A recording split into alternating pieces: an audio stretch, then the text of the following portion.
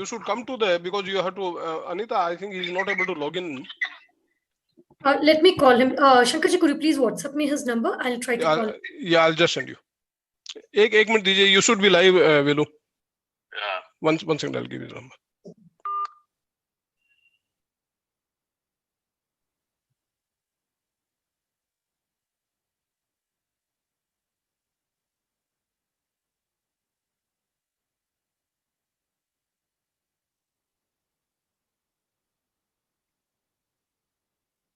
Nagraj, we have Mr. Ayush Bansil also, who's joined us. He's amongst the attendees.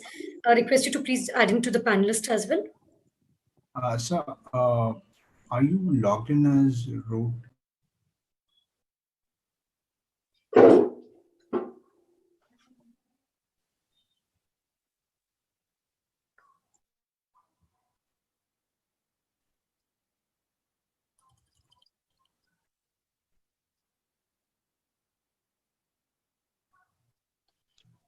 Are we live now? Because it's 5:03, I think. We are late.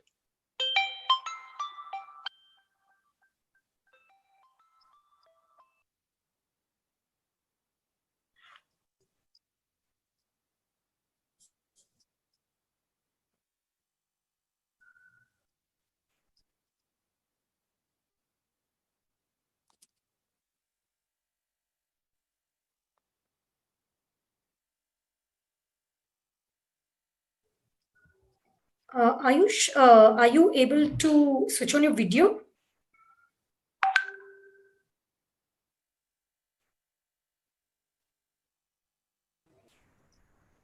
Mr. Ayush? Anita, the host has stopped my video. Okay, just give me a minute. I will just set it. Yeah.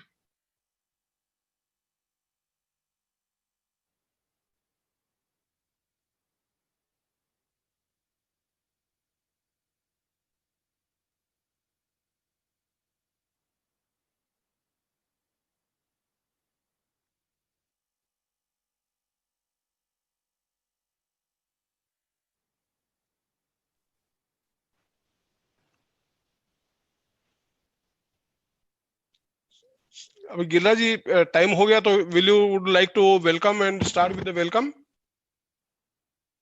कैसे करेंगे? Because Velu is not able to get on. That's what. Okay, Anita, shall we start then? Because it's time 5:05 now.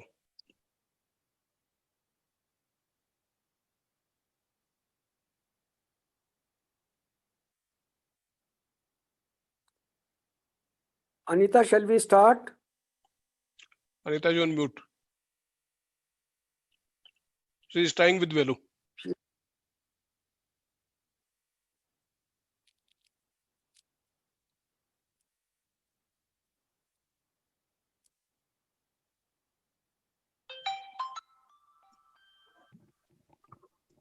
Hello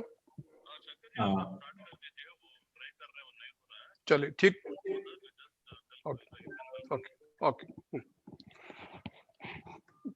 Giriraj ji आप welcome कीजिए let Anita please start it Giriraj ji will do the welcome on behalf of Rotary junction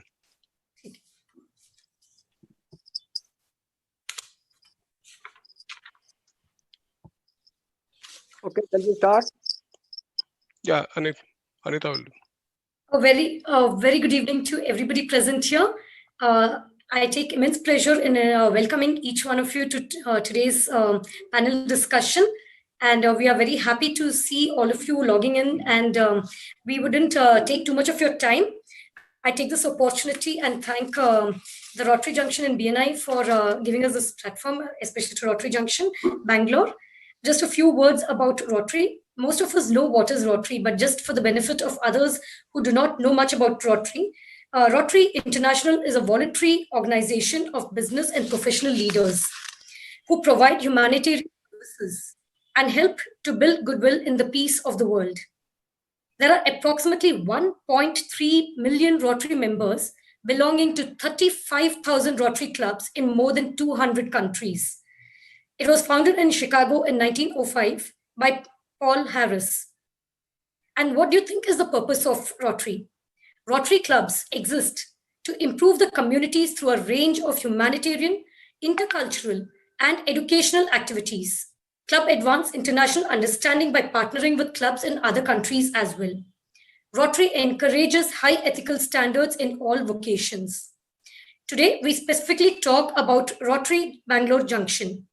Rotary Bangalore Junction was chartered on the 5th of February 2010 with 35 members. And now the member strength is 201 members with all satellite clubs. It has 16 past presidents who guide the club. Rotarian Velu B. Pathy is the president of the club for the current year 2020-2021. A business entrepreneur, organic farmer, and having construction business, he is the MD of V Corporation Industries.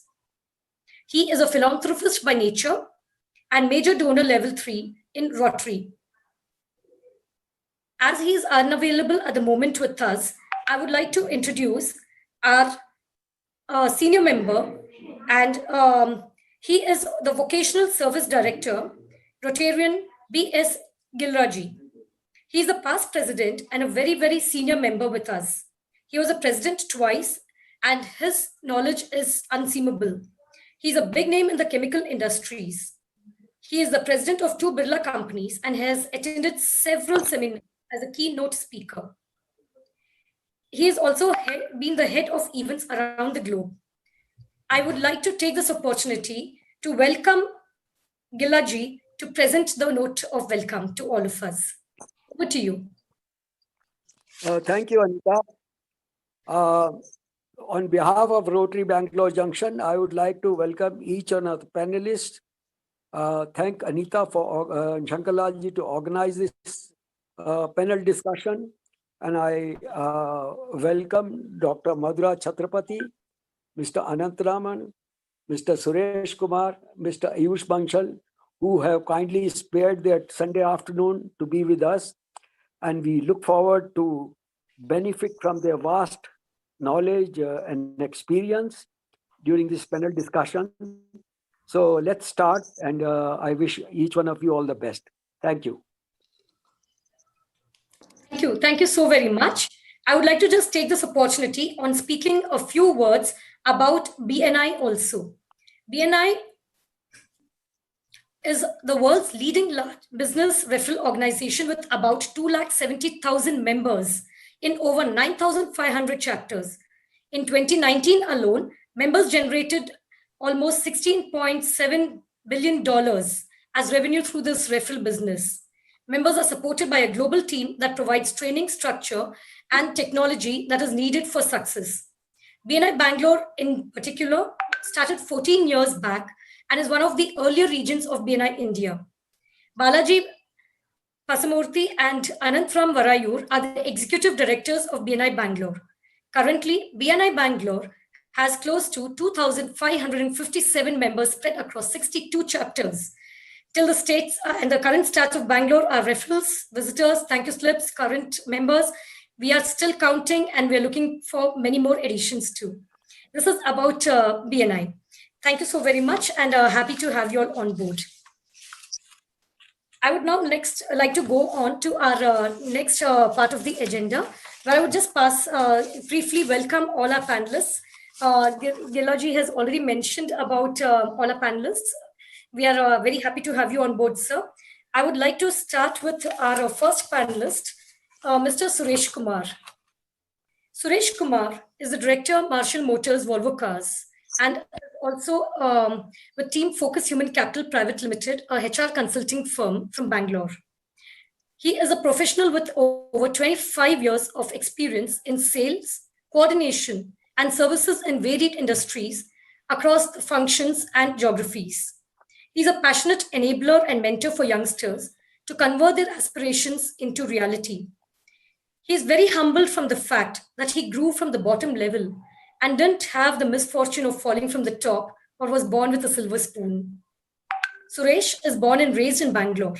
He graduated in science from the Bangalore University. He's led teams from a very young age, focusing on the dictum that every member of the team is an entrepreneur. He's fortunate to have joined brands during the infancy throughout his career, which helped him run teams like an entrepreneur than just a mere employee. He has taken up all the challenges that came his way and succeeded in most of them in varied industries, be it pharmaceuticals, automobiles, or the real estate. Responsibilities encompassed with acquisition and of customers, managing customer relationships and coordination. Mr. Suresh Kumar has started off with being a medical representative with Sun Pharmaceuticals, served with Mercedes-Benz, moved on to Navneet BMW. He has joined the Value and Budget Housing Corporation as a Vice President Sales later on, with the role of National Sales Manager. In 2014, he came back to the automobile industry as the CEO of Marshall Motors Volvo Cars, and he's been handling the business of the state of Karnataka since then. He has been invited to various BNI chapter meetings and to other esteemed organizations as a keynote speaker. He has also been a keynote speaker at the National Conference on Innovation and Emerging Trends for a Substantial Global Economy, which was conducted by the MS Ramaiah Institute of Management Sciences in Bangalore. He has delivered guest lectures with the New Horizon College of Engineering at Bangalore and at the Center of Life Skills and Lifelong Learning for the students of automobile and mechanical engineering as a part of their curriculum. We are very happy to have you with us, Suresh, and a warm welcome to you. Thank you very much, Anita. I'm very glad.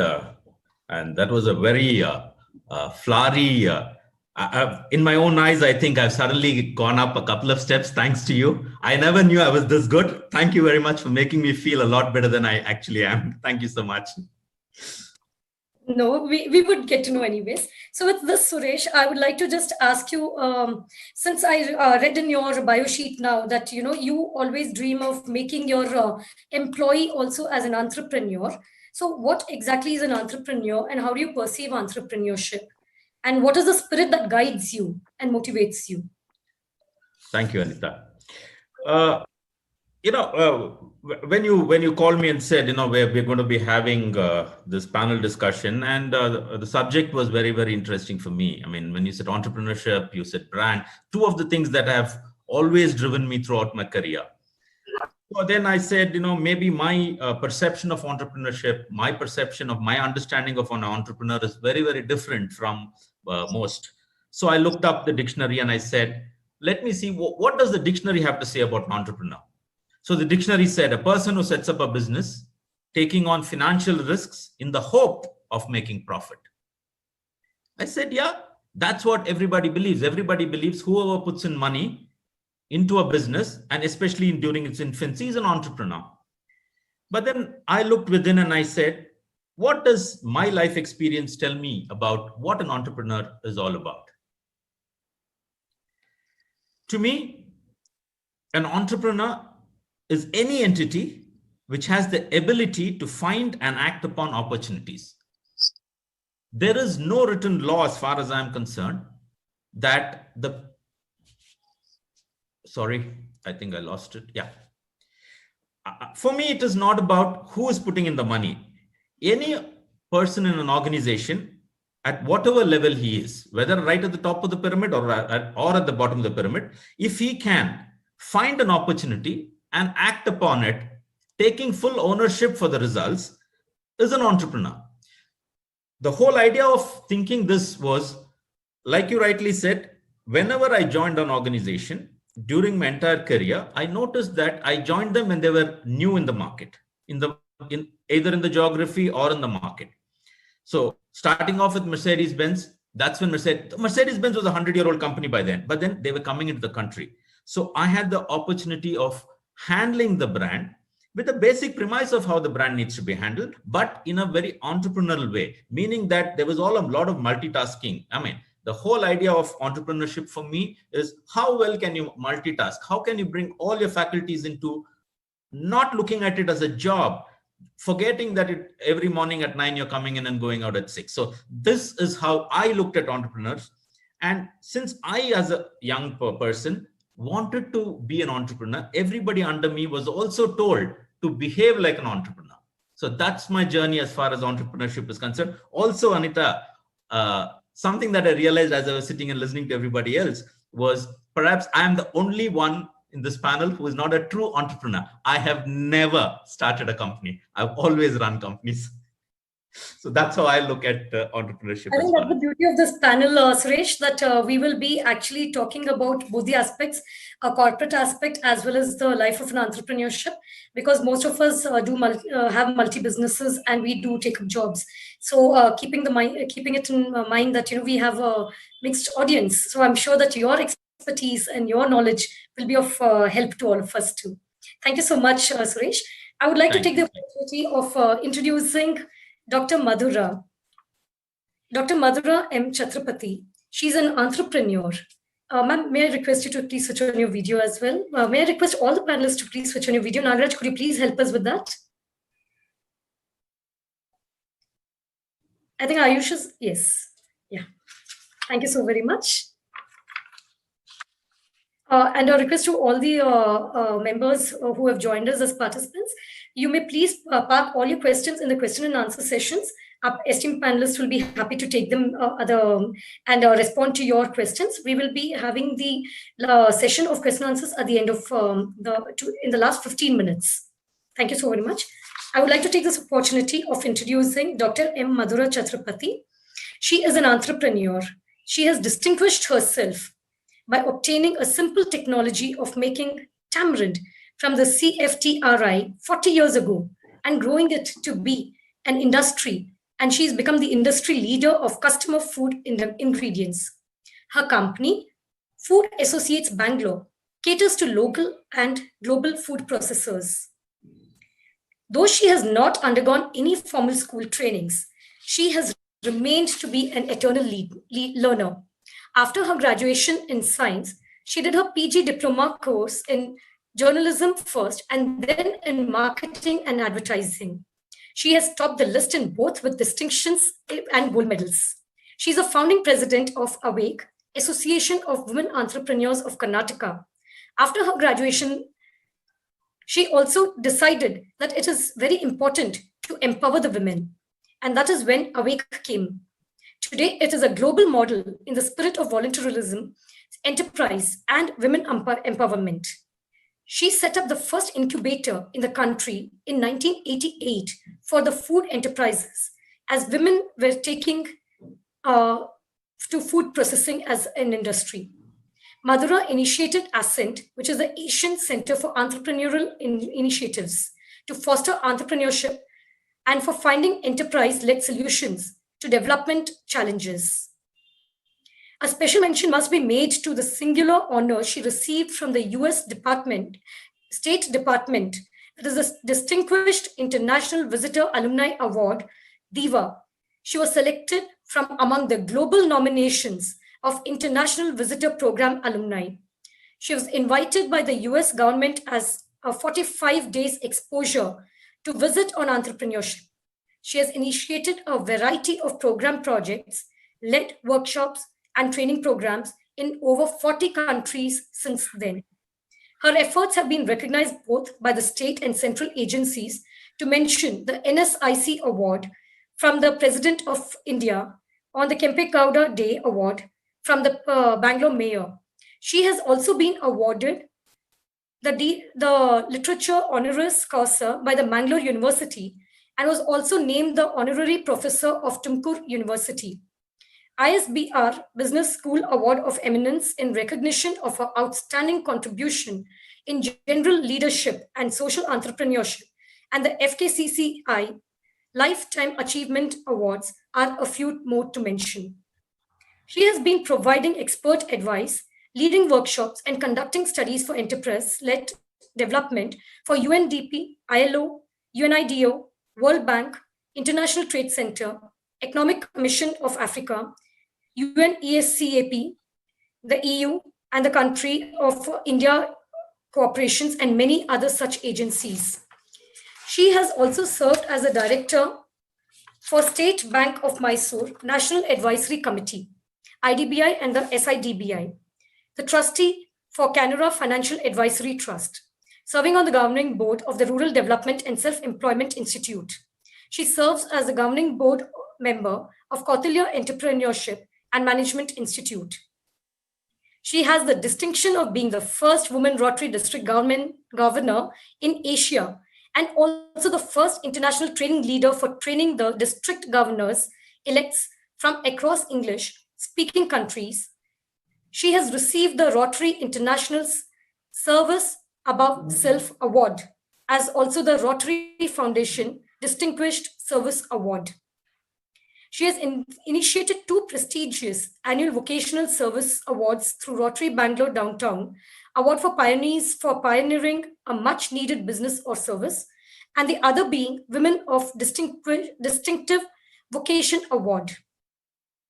Her passion in fostering an entrepreneurial culture, she finds time for counseling, hand-holding, and mentoring women and youth, urban and rural, in the entrepreneurship. This is what the Times of India carried as in headlines for her. Ma'am, thank you so much for making a difference in hundreds of lives of women and men. We are so very happy to have you and welcome on board, ma'am.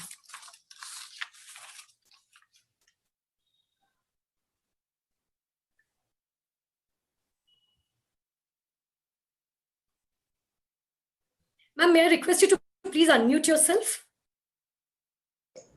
Thank you for that nice long introduction. I hope I'll live up to it always. Something went wrong. You're not audible. Anita, you are not audible. You are on mute. Yeah, you're not audible. Sorry. Yeah, ma'am, since you've been motivating factor to many of the women entrepreneurs, I would like to understand what is entrepreneurship according to you, and what would be that one general message to all the entrepreneurs that you would like to give today? Entrepreneurship is about being entrepreneurial. As Mr. Suresh Kumar said, you don't have to be starting a business to be an entrepreneurial person. But an entrepreneur, is able to be problem solving, innovative, and finding resources to run a business or whatever they take up. So an entrepreneur is, Mr. Suresh Kumar is a very strong example of an entrepreneurial executive that he has been, and he has led many institutions. So I would like to go a bit beyond this word to say entrepreneurship. Quickly to say, you've asked, how does one become an entrepreneur, or what are the tips for them? Which I'd like to say that a simple thing as an entrepreneurial person is a problem solver. Every enterprise is a problem solving enterprise. It's already there. Maybe you do one better than what they have done. So there is innovation and problem solving. Then you're resourceful, you mobilize everything for creating that enterprise. Finance otherwise, so you're very resourceful, and you are able to set up an enterprise which will answer all these questions that you have.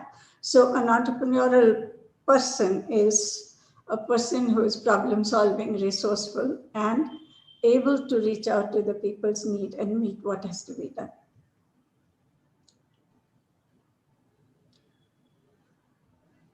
So very much. That was yes, that was really helpful to most of us here. I would like to give a brief introduction of none other than Mr. Anantram himself. Mr. Anantram is the executive director for BNI Bangalore. He is the first generation entrepreneur who started his business in 1989 at the age of 23 years. He is the co-founder of Webcom Information Technology Private Limited and Manasam Buildtech LLP, which is luxury retirement homes for senior citizens. Webcom was awarded the Premier 100 company in India consecutively for 3 years by Channel World magazine of the IDG group. Also, they were in the top 100 list of CRN and DQ channel. While his business was computer networking, his passion is human networking, which we see very much with BNI. Ananthram is the executive director in Bangalore, along with Balaji. There are over 2,500 business owners in BNI Bangalore and is expected to touch 3,000 members shortly under his guidance. For the year 2014-2015, he was in the founders circle of Dr. Ivan Meissner, founder of BNI. He is also on the BNI Standardization Committee worldwide.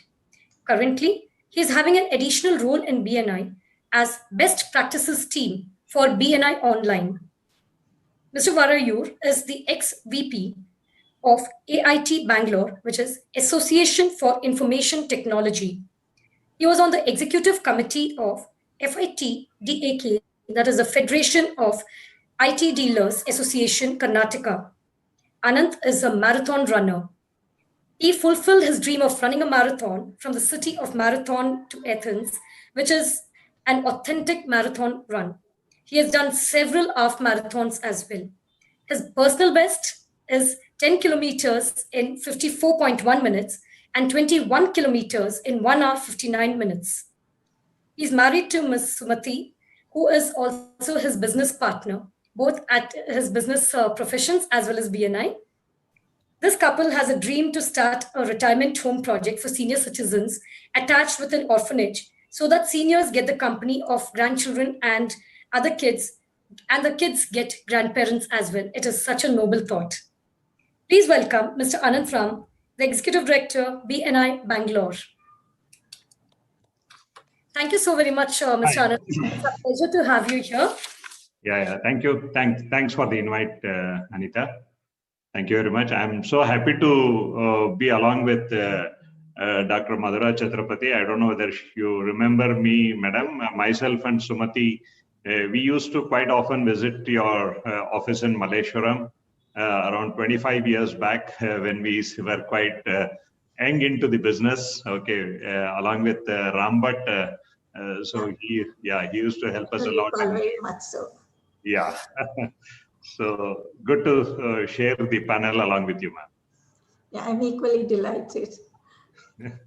Anand, before we just move on, I would like to understand what exactly is the mantra for success. What do you think is the mantra for success? What is your definition, and what do you think is the biggest challenge that one faces in achieving it? Okay, Anita, if you ask me, I don't say anything as a success. I mean, what I mean exactly is there is nothing called as a success. Once you feel that, yes, I'm successful in doing this or doing that, then you become complacent, and then probably that may get into your head actually. So what I call this success is a milestone. Okay, for every time we achieve a particular milestone, that is the success for that particular milestone. That's it. Okay, from then onwards, you have much more responsibility to do. Like for example, when we say that, okay, we have helped around 2,500 members in Bangalore or the entrepreneurs. So the moment if I feel that itself as a success, that is going to stop me. So if I have a thinking that, yes, we need to help some more people, okay, that's the next milestone. So to me, there is nothing called as a particular as a success. Then it becomes a kind of an end. So it has to be a journey. Okay. So I always enjoy the journey rather than looking at the goal or a destination. So that's my definition. Very well said, Anand, that yes, success is always a journey. If you look at it as a destination that you've reached there, then you are stopping the doors for growing further on. So very well put there. And with this thought of talking about success, I take this time and pleasure in introducing our next panelist, Mr. Ayush Bansil.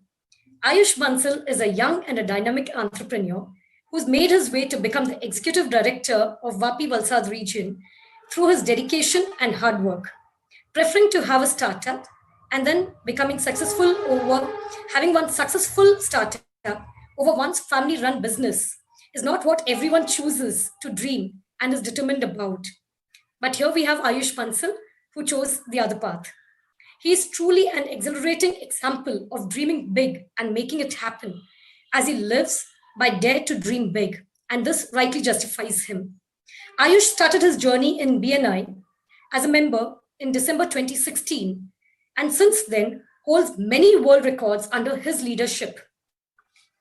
28th July 2017 marks an important day in BNI history of 33 years when Ayush made a world record of launching the world's first senatorial chapter and the largest chapter with 112 entrepreneurs.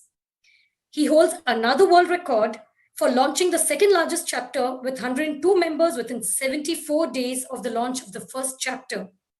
He's the youngest executive director of BNI World and is now responsible for growing the VAPI region.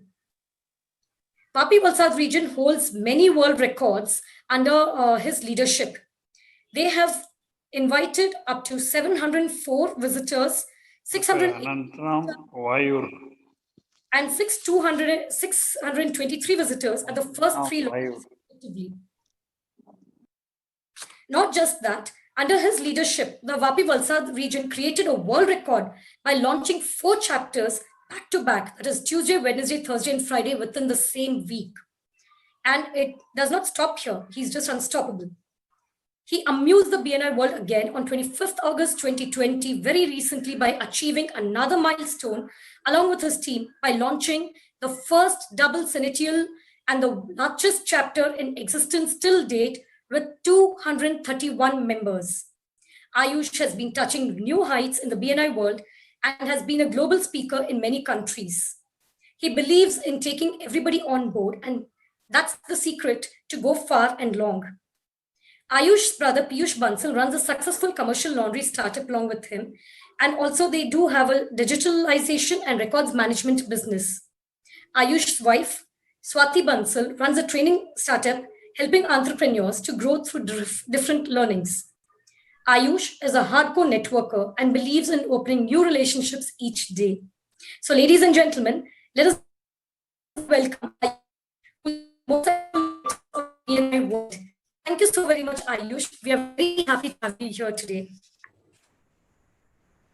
Thank you, Anita. Absolute sheer pleasure to be here amongst the stalwarts of Bangalore, all the way speaking from Gujarat. So what could be a better chance to speak in front of amazing people surrounded with hi Anantram, glad to see you. Madhura, Dr. Madhura, I've just read your bio sheet and that's amazing. Suresh, I have nothing to talk beyond cars. You come from Volvo background, and that says a volume about what experience you come from and how compassionate and passionate you would be regarding speed, which is related to my business, right? Because I completely believe that speed is the essence of all the businesses in the world. And when you yourself is in the business of speed, I can very much relate to it. So thank you, Anita. Thank you for having me here. In fact, being the youngest, I have the advantage to learn from each and every panelist over present here. I'm sure that there will be lots of takeaways for each of us from all of you as well. So Ayush, I would like to start with the same question. What, according to you, is the definition of entrepreneurship, and what should be the perception or the mindset of an entrepreneur when you talk about speed, when you talk about ambitious, being cautious, being optimistic? What, according to you, is entrepreneurship? Oh, again, I relate this to Suresh, because again, he comes from a Volvo background. So there's a wonderful saying, Anita, which says that no race is won in the first turn, but most of the races are lost in the first turn, right? Entrepreneurship is a very different journey. It's a very beautiful journey. When I believe that a person who inspires thousands of people, 100,000s of people, and million thousands of people to change the way the entire world is doing anything or everything is entrepreneurship for me. As Anandra mentioned, there is no bar of succession. It is not to beat one another's record, not to beat the record of Bugatti Veyron, not to beat the record of somebody else, but to create a milestone for oneself and then just keep achieving it and help people transform their lives. To create a lifestyle of their own is an entrepreneurship to me, right? Being ambitious is definitely a part. Being optimistic is definitely a part. But yes, not to forget how cautiously you take every step forward and then achieve and then just change the way the world is doing things. Absolutely, absolutely, Ayush. And since you've been giving Suresh and the Volvo cars as an example, I would like to move on to Suresh. Suresh, I would like to know from you. Please tell us that how does this spirit of entrepreneurship guide you? And we have witnessed drastic changes in the industry now. So what is your take on the recent changes? Thank you, Anita. Well put. I have had a roller coaster ride, and that's a very normal entrepreneur lifestyle. Every time I made a change as far as my personal job was concerned, I always picked up something which meant that I had to roll up my sleeves and work hard. And that's exactly what entrepreneurs do. They just roll up the sleeves. They don't say, this is not my job. Every job is theirs. That's the spirit of an entrepreneur. The entrepreneur spirit is about saying that everything in this business I am passionate about, and I'm going to roll up my sleeves and do it. And the pleasure that you get when you achieve something after having rolled up this thing is what we all look forward to. That to me is success. We were talking, Anand was talking about success. For me, every day is successful when I, like an entrepreneur, roll up my sleeves, do something, sweat, blood, tears, and all of that, and then wake up next morning and say, you know what, again, I'm going to go back and do what I did last night. And that's the spirit that has, kind of kept me going. I started off in pharmaceuticals, then I moved to Mercedes-Benz, which came into India in about 96, 97. Then from there, I moved to BMW, spent a good 10 years there. And when I started with BMW, they were in their infancy because BMW India had still not happened. We were still an importer. So I could do everything my way. Of course, there was always the BMW limits, but then I could do it my way. And then suddenly out of the blue, I quit the industry and joined a real estate company. Again, when I say real estate, we're not talking about a company that was building mansions. We're talking about a company that had an ambition of building homes at 600 square feet. And everybody said, what's wrong with you? You're selling cars worth ₹1 crore, and today you're going to be selling an apartment for 8 lakh rupees. I said, that's what I want to do. But again, a startup, again, we did something spectacular. Then when I came back to Volvo, again, it was like a startup because we were selling 80 cars a year. And in about 4 years, we had grown by about 300%. And that, I believe, is because I looked at every opportunity like an entrepreneur would. Because like Dr. rightly said, it's about identifying a problem. It's about identifying an opportunity, rolling up your sleeves and getting that job done. That's what entrepreneurs do. And that's what entrepreneurs should do. And anybody who does it should be called an entrepreneur, irrespective of whether he's making money, whether he's investing money, doesn't matter. Anybody who rolls up the sleeve, finds a problem, fixes it, is an entrepreneur. Very, very well put, Mr. Suresh. It is very right of you to say that anybody who actually puts in their efforts, finds a solution to a problem, is an entrepreneur. Having said that, Mr. Anand, I would like to bring this question to you. In your journey, you have come across budding entrepreneurs, the rise of performers, and you have seen emerging leaders as well. What is your advice to all of them?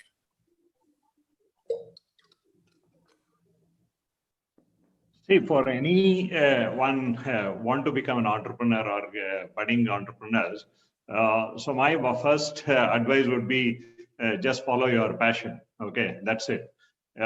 First thing is you should know whatever you are doing, you should know why are you doing that. Okay, the moment you answer your question of that why I am doing this, that's it. Like as all of both Suresh and Madhura was saying, like am I here to solve one critical problem of this society? Okay, that's what should be our motive. Okay, if that is not there, if you get into any business or an entrepreneurship with an intention of making money, you will never make it. Okay, but the moment you get into a solving of it could be anything. It could be solving a particular segment or whatever it is. It doesn't matter. But are you addressing one very, very important aspect? Like for example, very initially when I started the computer networking, that at that time we realized that many people had the computers, but people were not knowing how to network these computers to each other. Okay, so that's the time we got into we found that opportunity, saying that okay, there are hardly anybody, there are so many people selling computers, but there's hardly very few people doing the networking job.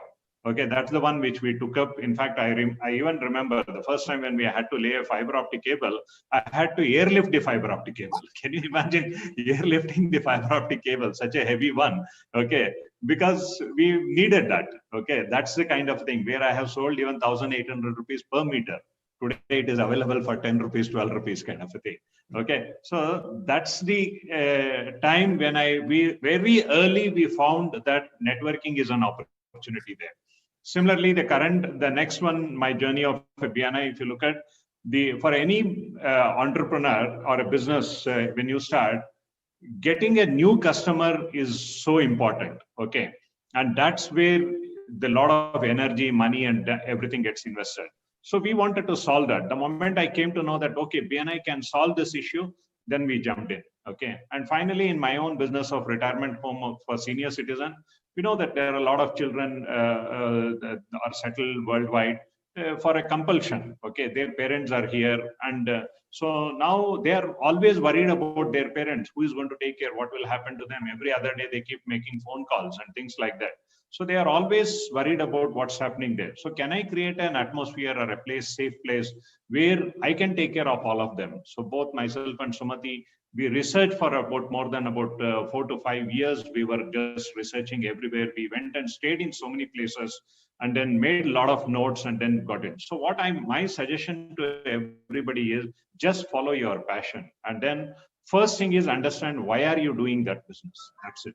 Okay. Then money will follow. Okay. That's what I want to say.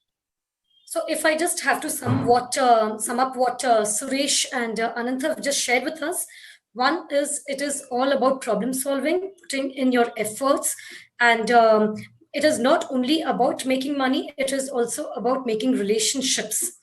And following your passion is very important, is what Anand said. I would like to ask Dr. Madhura, ma'am, what had motivated you to get started at a time when not many of them would have risked taking up a venture or coming up into the industry and doing things?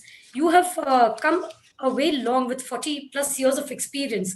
So in those times, it was very difficult for entrepreneur, especially if I may mention a woman entrepreneur, to take this step. So what was your motivating factor?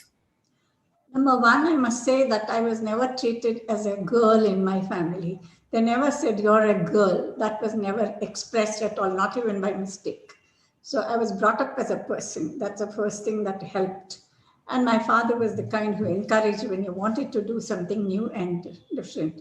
So there was no problem. I had finished my both marketing and advertising and journalism diploma, and I wanted something. I was not very clear what I wanted to do, but I was not going to go for an employment. But by a sheer coincidence, when I visited CFTRI, they gave me a sample of tamarind powder to try.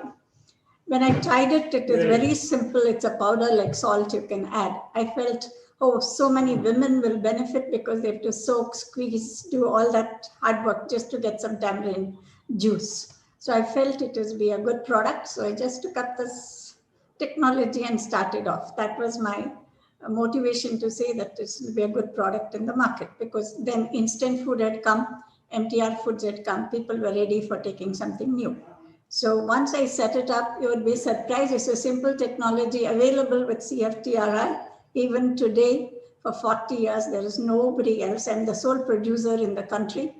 I have a consumer market also that is, it's sold in the name of Dry Time. Everybody knows, but it's bulk. My food ingredients grew from there. I started selling tamarind powder to somebody like MTR when they wanted to use for their sambar powder or something like that. Thereon, I make a whole range of food ingredients.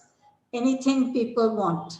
For instance, somebody for chips, they want, mint powder, I'll give them. Somebody wants green chili powder, I make them. So it's custom made against order. It's a very unique company. We don't have stocks. We sell it against order. Make against order and sell it against order. If I may say, ma'am, if I may say, it was just a very small and a simple idea.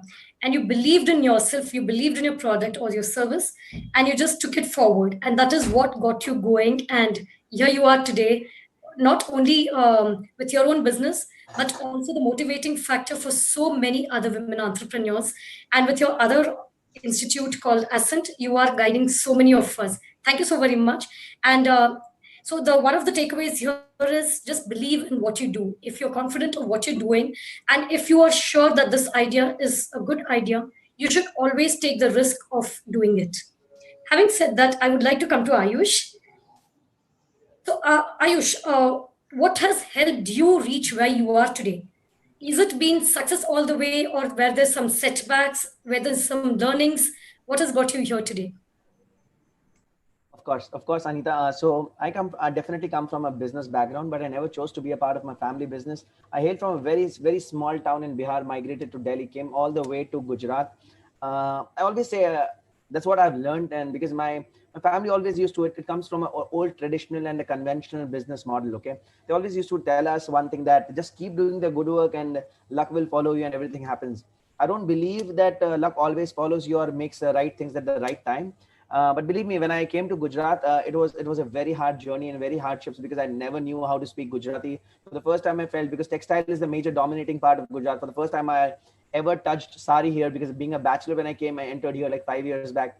I always say that because I've read it somewhere that all the top Fortune 500 companies in the world, Anita, 2/3 of the people have something in common. The 2/3 people come from a military background, and out of those 2/3 people, 1/3 comes from martial art expertise, right? So what's the most common thing in them is focus and discipline. I was a person who used to get up at 2 in the afternoon or maybe 3 in the afternoon when I just shifted to Gujarat, coming all the way from Delhi, because that was how I was raised. Because I was not caring for anything in the world when I just grew up and came into this journey of entrepreneurship. But suddenly when things comes to your shoulder, you get your hands dirty and you do whatever it takes to be successful and whatever you want to reach and wherever you want to reach in life. So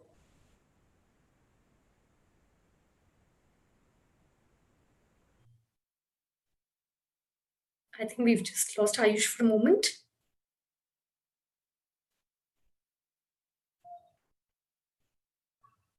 As we get Ayush back, I liked what he said. He said that, it is not always luck which matters.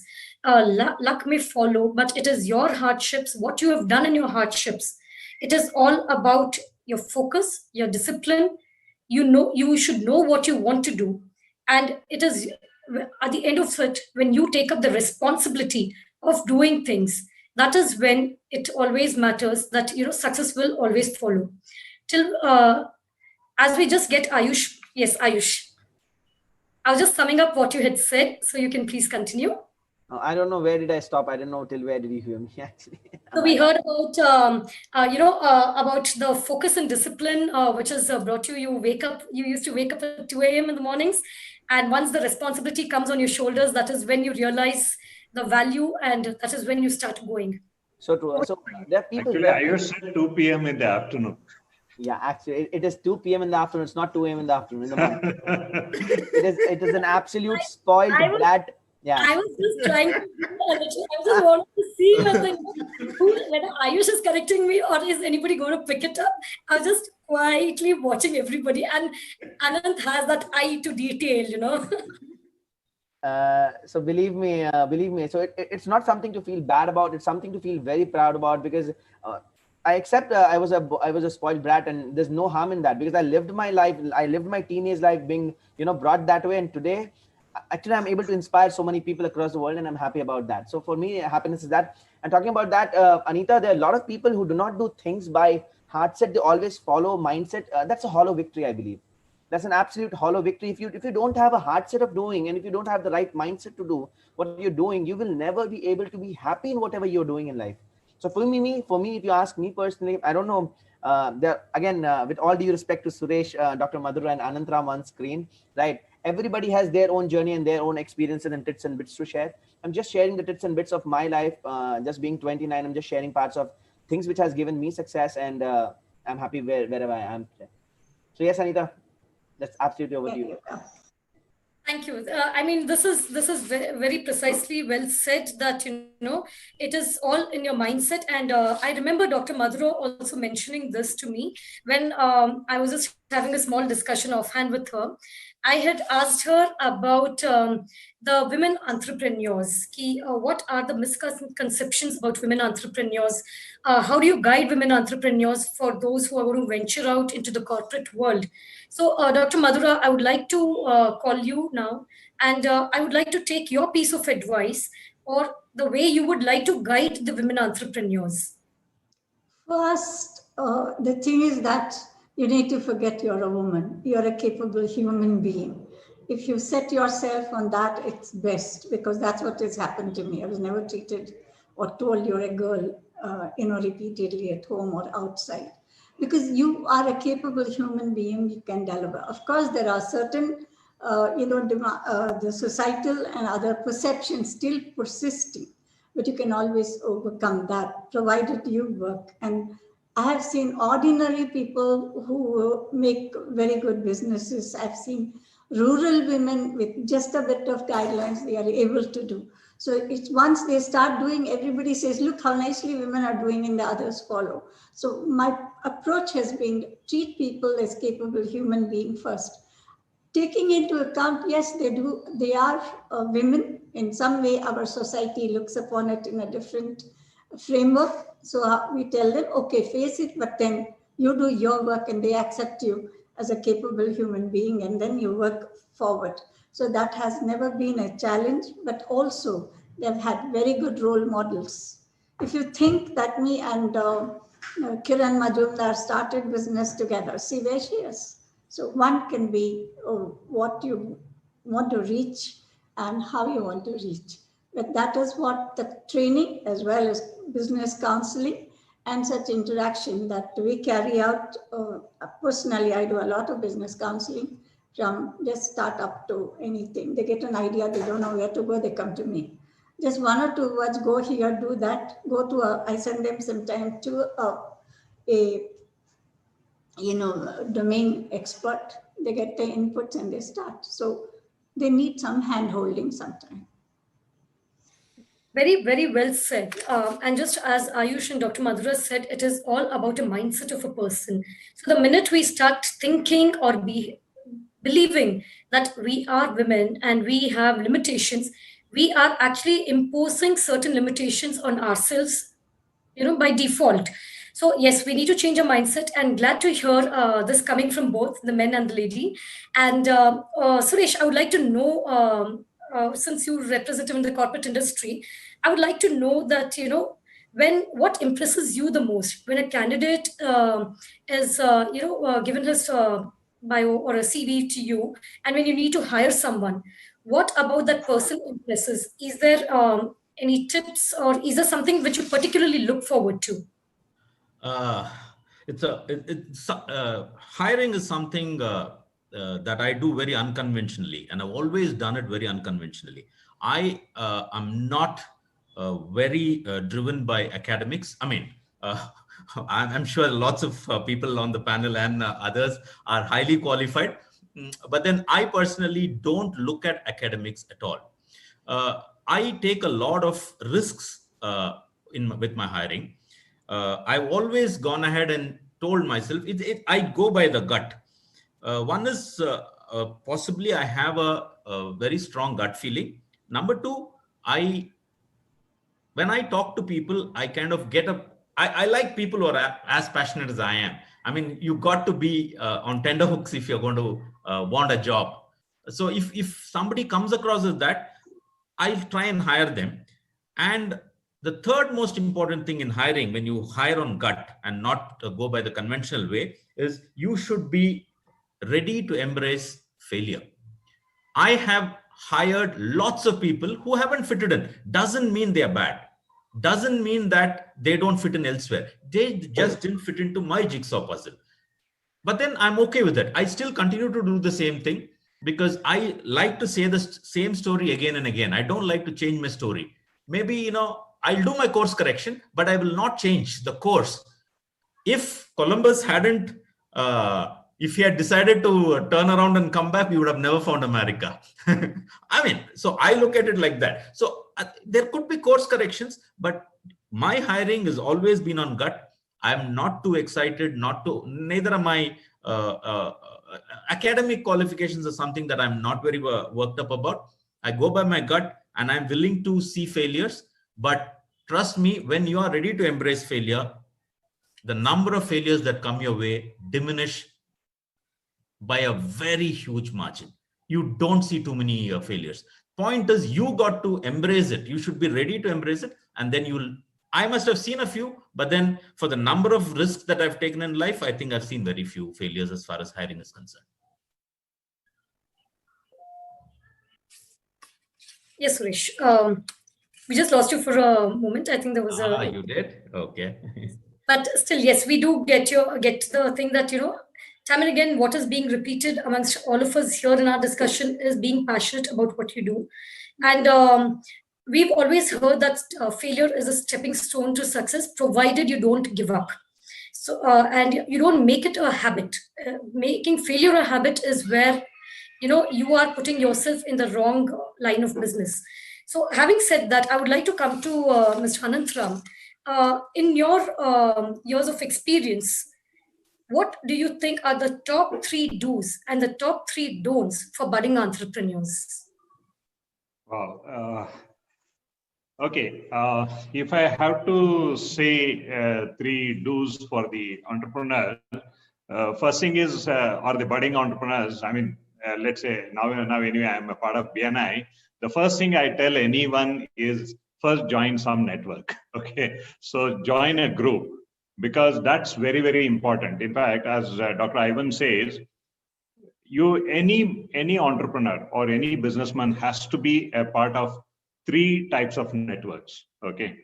The first type of a network is something like your own industry. Like suppose if you are from the automobile industry, you should be a part of an association of the automobiles.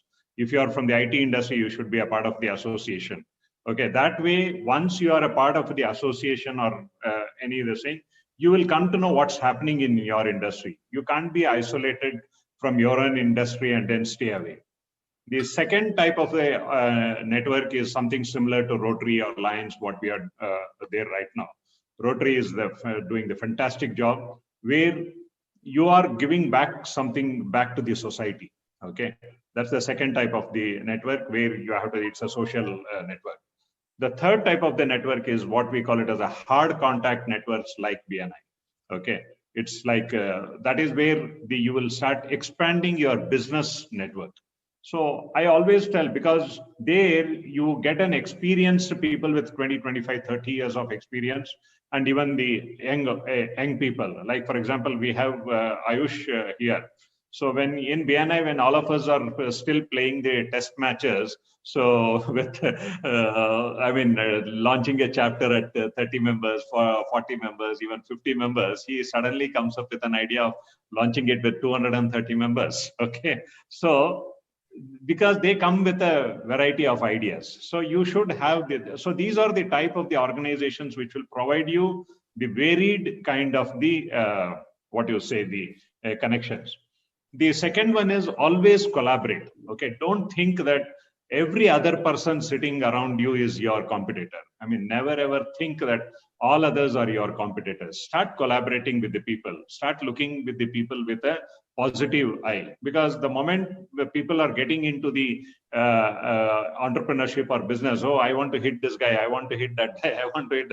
That's the kind of thinking it is going. But we will never survive with that. And then follow the passion, as I said earlier. Okay, that's very, very important. So when it comes to the don't, I would always say that don't get into the rat race. Okay, so I mean, there is no point in getting into any rat race for your thing. Like in running also, always we keep trying to achieve our PB. Okay, I call it as a PB. That means your personal best.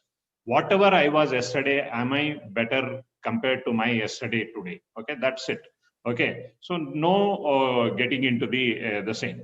And don't get stagnant in the business. Okay, like what happens, many people, okay, we have done it and this is fine. Okay, and then you become a kind of a complacent. So don't get into the stagnation.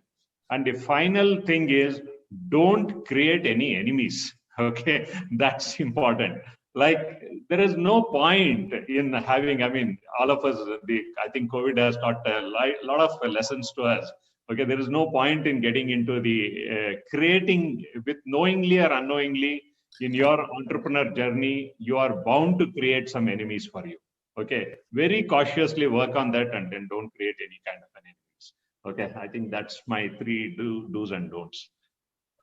I think you've summarized it very, very well, because irrespective of the business or the industry we represent, it is very important for us to network. And as you rightly said, that, We need to have our networks within our industry. We need to have our social networks like Rotary. We need to have our business networking forums as well, because they are not only here to grow our business, but at the same time, they help us in growing and developing ourselves as individuals. There is a lot of learning. And one aspect which any and every entrepreneur should definitely be open to is lifelong learning. The minute you think that you are done with learning, you are closing the doors to success by your own hands. Having said that, I would like to come to Mr. Suresh.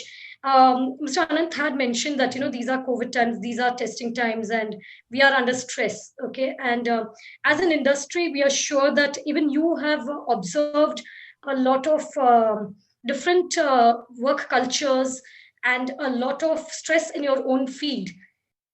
We would like to understand what do you see as the upcoming trend now, and what culture of business or what kind of a behavior attributes to creating a success here on now in the coming days. Thank you, Anita. This is something that actually I'm very, very passionate about is how do customers behave? Like we all say, the customer behavior has changed drastically from, say, 20 years ago. I'm talking for an industry which is a premium car industry. Let's assume that I'm talking about it, but which can be interpolated for premium products or less premium products. You could interpolate the same thing. Today, in any business, it's a very thin line between products and services. So the customer has a huge choice. He could sit down and choose what he wants to choose because the line is very thin. Now, let's assume that I'm talking about premium cars. We have, say, a Mercedes-Benz, a BMW, an Audi, Volvo, or Jaguar, or whatever. All of these are the products. If you were to go back and see, most of them, all of them make very similar products. Now, what is that which makes a client want to do business with my brand? This is what I teach my people. I tell them, now that all the brands as we perceive, the global brands are all the same in terms of a consumer, for him, everything is the same. What is that differentiating factor? That's when I tell them, you should become the brand.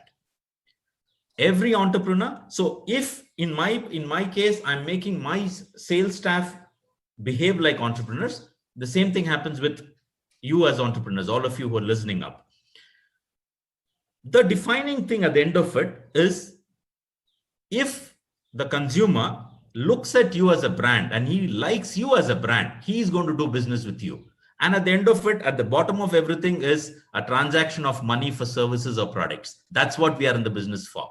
We are in the business of making money. Let's understand that. But this will happen only if all of us start to create an ecosystem in which the consumer finds you to be a brand that he wants to be associated with. And if you are running companies which are slightly larger, ensure that you percolate this downwards.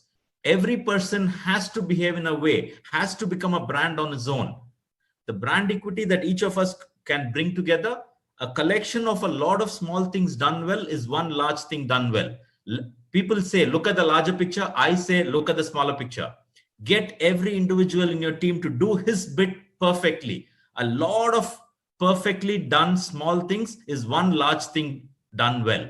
So I don't advocate, step back, look at the larger picture. I always tell them, get closer, get microscopic, do your small things right. Like coming to office on time is something that you can start off with. It could be as simple as that, but then do everything right. Clients are going to become more tough right now. The reason is not because of COVID. COVID, according to me, is something that has come and gone. You shouldn't worry about it. The whole ecosystem has changed because there is so much of competition, and the defining line between one competitor and the other is very, very small. So the only reason why somebody will do business with you is because you as a brand do something for him which he is not getting from somebody else. That's how I look at customer behavior going forward. How do you control customer behavior? By controlling yourself. You become a brand which he would love to have. All big brands are aspirational, right?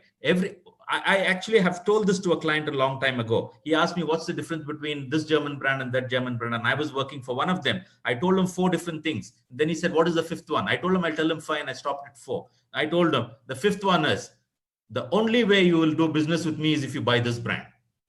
And he laughed. He did business with me because I wanted to become a brand at that point of time. I told him everything else being the same between this German brand and this German brand, Stuttgart against Munich. The only difference was me. If you wanted to do business with Munich, you had to buy the car from me, right? So that's what you got to build. Each of us has to become an entrepreneur. Each of us has to become a brand. Don't piggy bank on the brand that you have. Create your own brand. I mean, that was wonderfully put, Suresh. And many times looking at the larger picture is what we lose out on the smaller things. And as you rightly said that, yes, we need to get microscopic. We need to do small things which make a big difference. Coming on time saves a lot of other things. It is just being there at the right time, doing the right things in the right way, in your little ways, that might make a bigger impact. And yes, if you cannot represent your own brand, there is some problem and you need to really work on this. Having said that, and since we are talking about these difficult times, I would like to come to Anand again. And Anand, I would like to take your opinion on this. In today's current situation, where there is stress and uncertainty and adversity all around, what is your suggestions to the entrepreneurs for a bounce back now? As an industry, we got Suresh's point, and as for entrepreneurs, I would like to take your point of view. So, see, okay, I mean, you're talking about current situation kind of thing. Yes, see, as of now, it is a current situation of pandemic maybe, but you know, there are always ups and lows. When we talk about business, every businessman goes into the risks of the highs and the lows. So yes, today the stress is a little too much. All of us are getting a little too worked upon. What are the rituals? What are the practices that, you know, can keep us motivated and keep us going? What do you think is your take on all these? Okay, so first and foremost thing with any situation, what I say is you should never get panic. Okay, like the moment when you are in panic, you cannot react to the situation in any manner. Like your reaction will be emotional, or your I mean the reaction will be something instantaneous and things like that. So the only thing is you have to just sit back and then think about the situation and then work on that. And the second thing is you need to mitigate the situation very, very early. Okay, the very early stages you have to get on to the mitigating the situation. Like for example, just take up the current situation itself.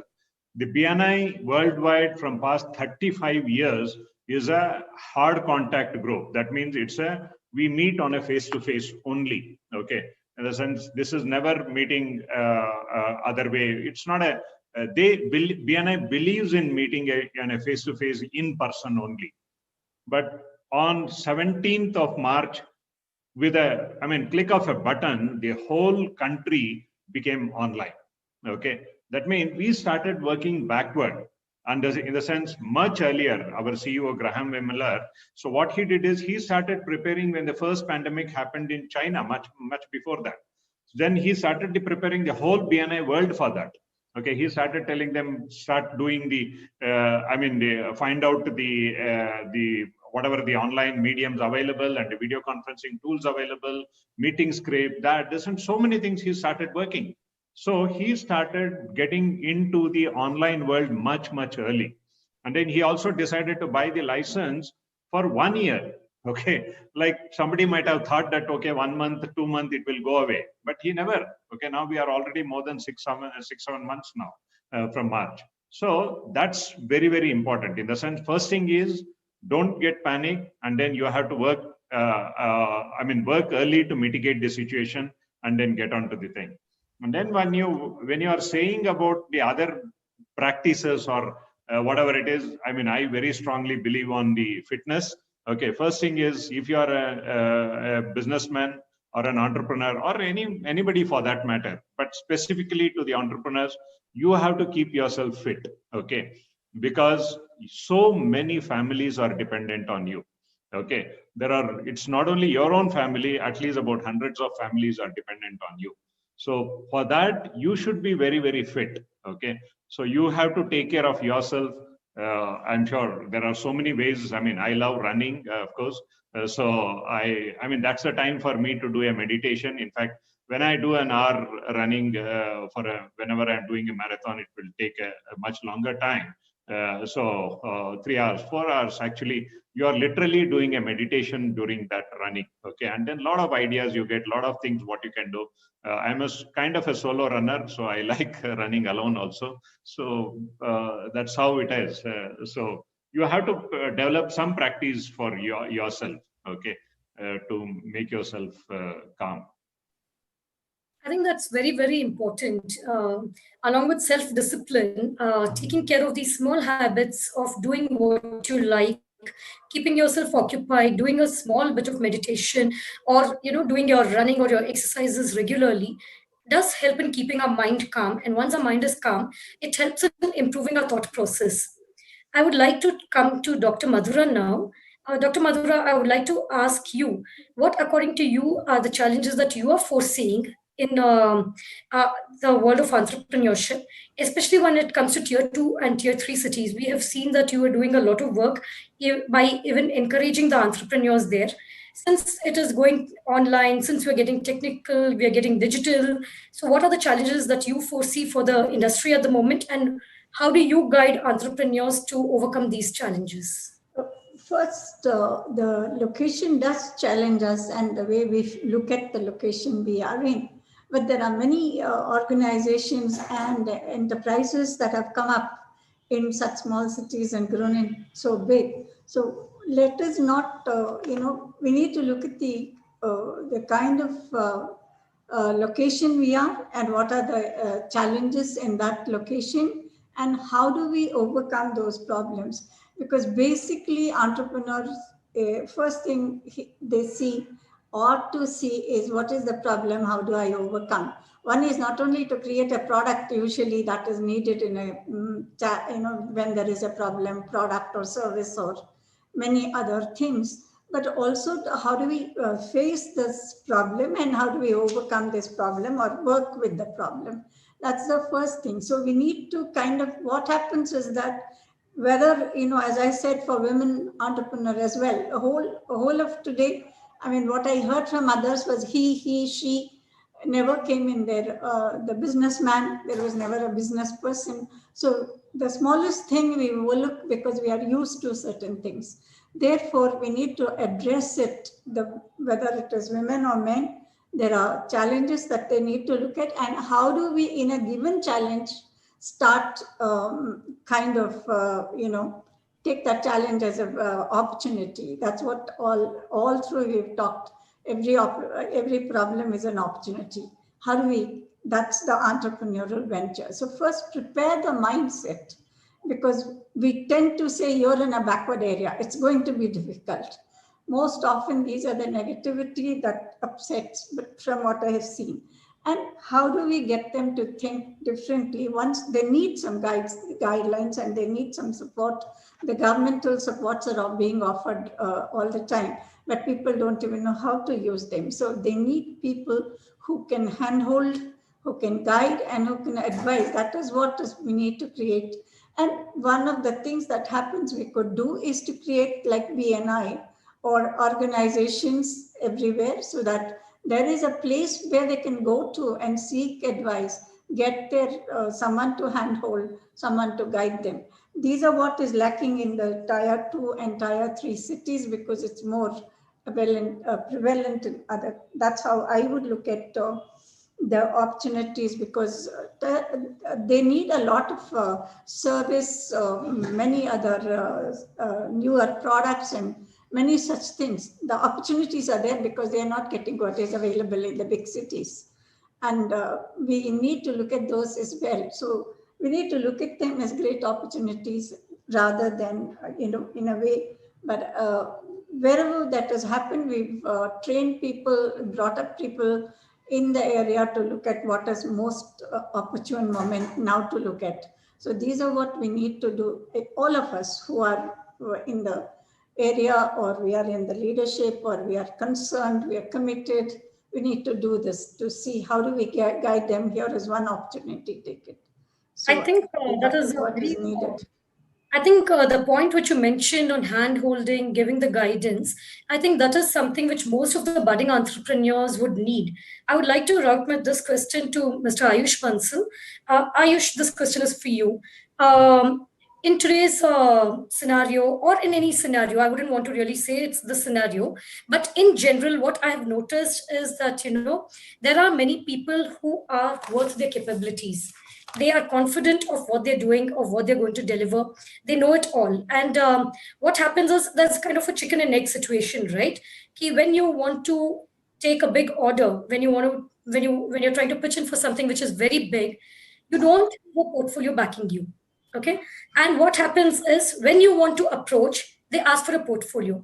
When you do, and until you get one such order, or you do multiple such orders, without that first one order, it is very difficult for you to build that portfolio. So Ayush, I would like to know your take on this, and what is your way of guiding people who are stuck in this kind of a chicken and egg situation? So I would relate this question parallelly with what Suresh mentioned here.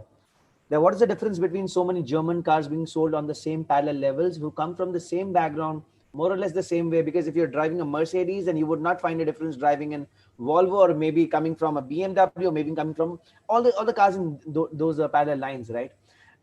Everyone always waits for this breakthrough, Anita, what you mentioned. Every single business owner waits for this one breakthrough. They never see people. People call it, and believe me, when people crack these kind of deals, people call and tell people that, see, he was lucky enough to break that. They never ever saw that what actually went in to break and make that thing happen, but they just call the person as very lucky person, right? So all I believe here is, look, something which is called patience and perseverance, which does not really come from me actually, but the question, makes me patience and perseverance. The question asked me to speak on this basically. So you have to be patient. I've shared a story, a beautiful story relating to it. If you permit me for 2 minutes to allow to speak on this. There's a beautiful story on Chinese bamboo tree, okay? Chinese bamboo tree, okay? So this is what, so when a farmer sows a seed, okay, the Chinese bamboo tree does not lay out the sprout above the ground, even in 1 week time, or a 1 year time, or a 2 year time. It does not even lay out a sprout in 5 years time, right, Anita? But despite, when you move on after 5.5 years, in 8 weeks time, the Chinese bamboo tree goes from 1 inch to 80 feet to 100 feet long tree. Right? People think it was a joke. It was not a joke. Believe me, the Chinese bamboo tree, to withhold that size and the entire length and the strength, had to work on its roots, the basic roots under the ground, right? So it can have the fruits, right? We forget tending and work smart. We generally forget to, work on our roots to make it very strong, to have that kind of fruit from the Chinese bamboo tree, right? So all I want to say here is, you have to have the art of, mastery. You have to master at whatever you are doing. You have to really just get one egg, one kind of similar thing at whatever you're doing. And if you're mastering at that, believe me, there's nothing which can stop you. Look, what Suresh said, again, I'll add to that point, because that matches on the same lines what we think actually. Here comes the thing of your passion, okay? Here comes the thing when you sell. Okay, so you are selling yourself as a brand there and then. Because the person is not buying, because the person has already come in with a mindset to buy a luxury segment car. The person has already come. All you have to do is, you have to speak with the full conviction. All you have to do is present with the full passion. So the person is at first place buying you here, because he's already bought that car in his mindset, right? So that breakthrough, every entrepreneur needs that breakthrough. And believe me, with patience and perseverance, that breakthrough will come if you have mastered the art of what you are doing. So with this comes the beautiful quote, Anita, once again, that rather than doing 1,000 things 6 times, do 6 things 1,000 times. Be a master at what you're doing. And believe me, one day the Chinese bamboo tree, because every business owner has the Chinese bamboo tree within, just waiting for that breakthrough. And every business owner is waiting for that breakthrough. And people who call that lucky, no. Luck is only when a preparation is meeting an opportunity. So nobody's going to see that how hard you have toiled. How you have literally toiled. If you have lifted a refrigerator on your back, or you have washed washrooms, or you have cleaned sofas in any other's home, nobody's going to see that. Everybody's just going to see that you are lucky. I'll just ask all the entrepreneurs in the entire world that it's just one breakthrough, and you have just to master the art of whatever you're doing, and that breakthrough is going to happen in your life. I think you've put it very, very Anita, well. may I Yes. may I take a minute and a half, maybe? Coming from the retail luxury industry, this is something that we do day in and day out. I am a great advocate of do not look at results. What's in your control is efforts. Keep doing the same thing again and again and again and again. So every time I attend my morning meeting with my sales team or something, which is not very often, I only tell them that. I tell them, do not, if I ask them, what are you going to do today? I don't want an answer. I'm going to get one booking. No. That's not what your job is. Your job is, I am going out there and I'm going to make an amazing presentation. I'm going to meet this client. I'm going to give him an amazing demo. I'm going to give him a presentation which he's never going to forget in his life. I don't want to buy a car. I want him to remember me. If I went to the market and if I met a client, the client will not forget me. He might not buy my car because my intention is not to sell. This is something that I will tell all the entrepreneurs. Never go into a sales call with the intention of selling. Sale is a byproduct of good work. Go with the intention of doing good work. Go out there, make a kick-ass presentation. That's it. Coming back to your question, Anita, how does a new entrepreneur get that big deal? Yes, he might have to wait for the Chinese bamboo to grow. Keep on watering it every day. Get your presentation skills better day after day after day after day. On the 8th day, your presentation skills will be much better. On the 30th day, you will break it. And then within the next 6 days, like Ayush said, it's going to grow to 80 feet. Suresh, I was just waiting you to pop into the screen because I was seeing your excitement to answer this question. And that's what being panelist is all about, you know. Speaking on what you really want to speak and what you like to speak on. Anita, as I told you, it's being a master of what you're doing, right? Because as he said, he's doing it day in, day out, day in, day out. It's whatever you are mastering at doing it. Well, very well put up, Suresh. Absolutely, very well put up. Thank you. Thank you, Anita. Very well put, Ayush and Suresh. I think this makes a lot of sense that we should not look for results only. What is in our hands is putting in the right efforts. Perseverance, your hard work, your efforts, the knowledge that you have, the skill set that you have, the go-to attitude, you know, just going there and doing it is what matters at the end. And yes, we all should be waiting for our bamboo shoots to grow, and it will grow one day. Thanks. This has been very amazing way of putting things, both Suresh and Ayush. I would like to request Anand to take this next question for me. This is regarding when we talk about one business, yes, we know what we are doing and our focus is aligned. But when we talk about multiple businesses, one of the trends that we're seeing in the new entrepreneurs is having multiple verticals of business lines. So what would be your steps to ensure that all our businesses do well? Oh, yeah. Before I go to that question, even I want to add to the previous one. So, like, especially in BNI, we keep talking about the farming versus hunting, right? Like, you need to be a farmer rather than hunting for the business. So that's what we were doing in my earlier computer networking business. You know what? My customers were 95% of them were government sector. Okay. Like specifically the defense and the power plants. It's an amazing working with these people. All are scientists and then very learned people. Okay. So what I used to tell my sales team at that point of time is, see guys, your work is to go and create a solution or give a solution to one of their existing problem.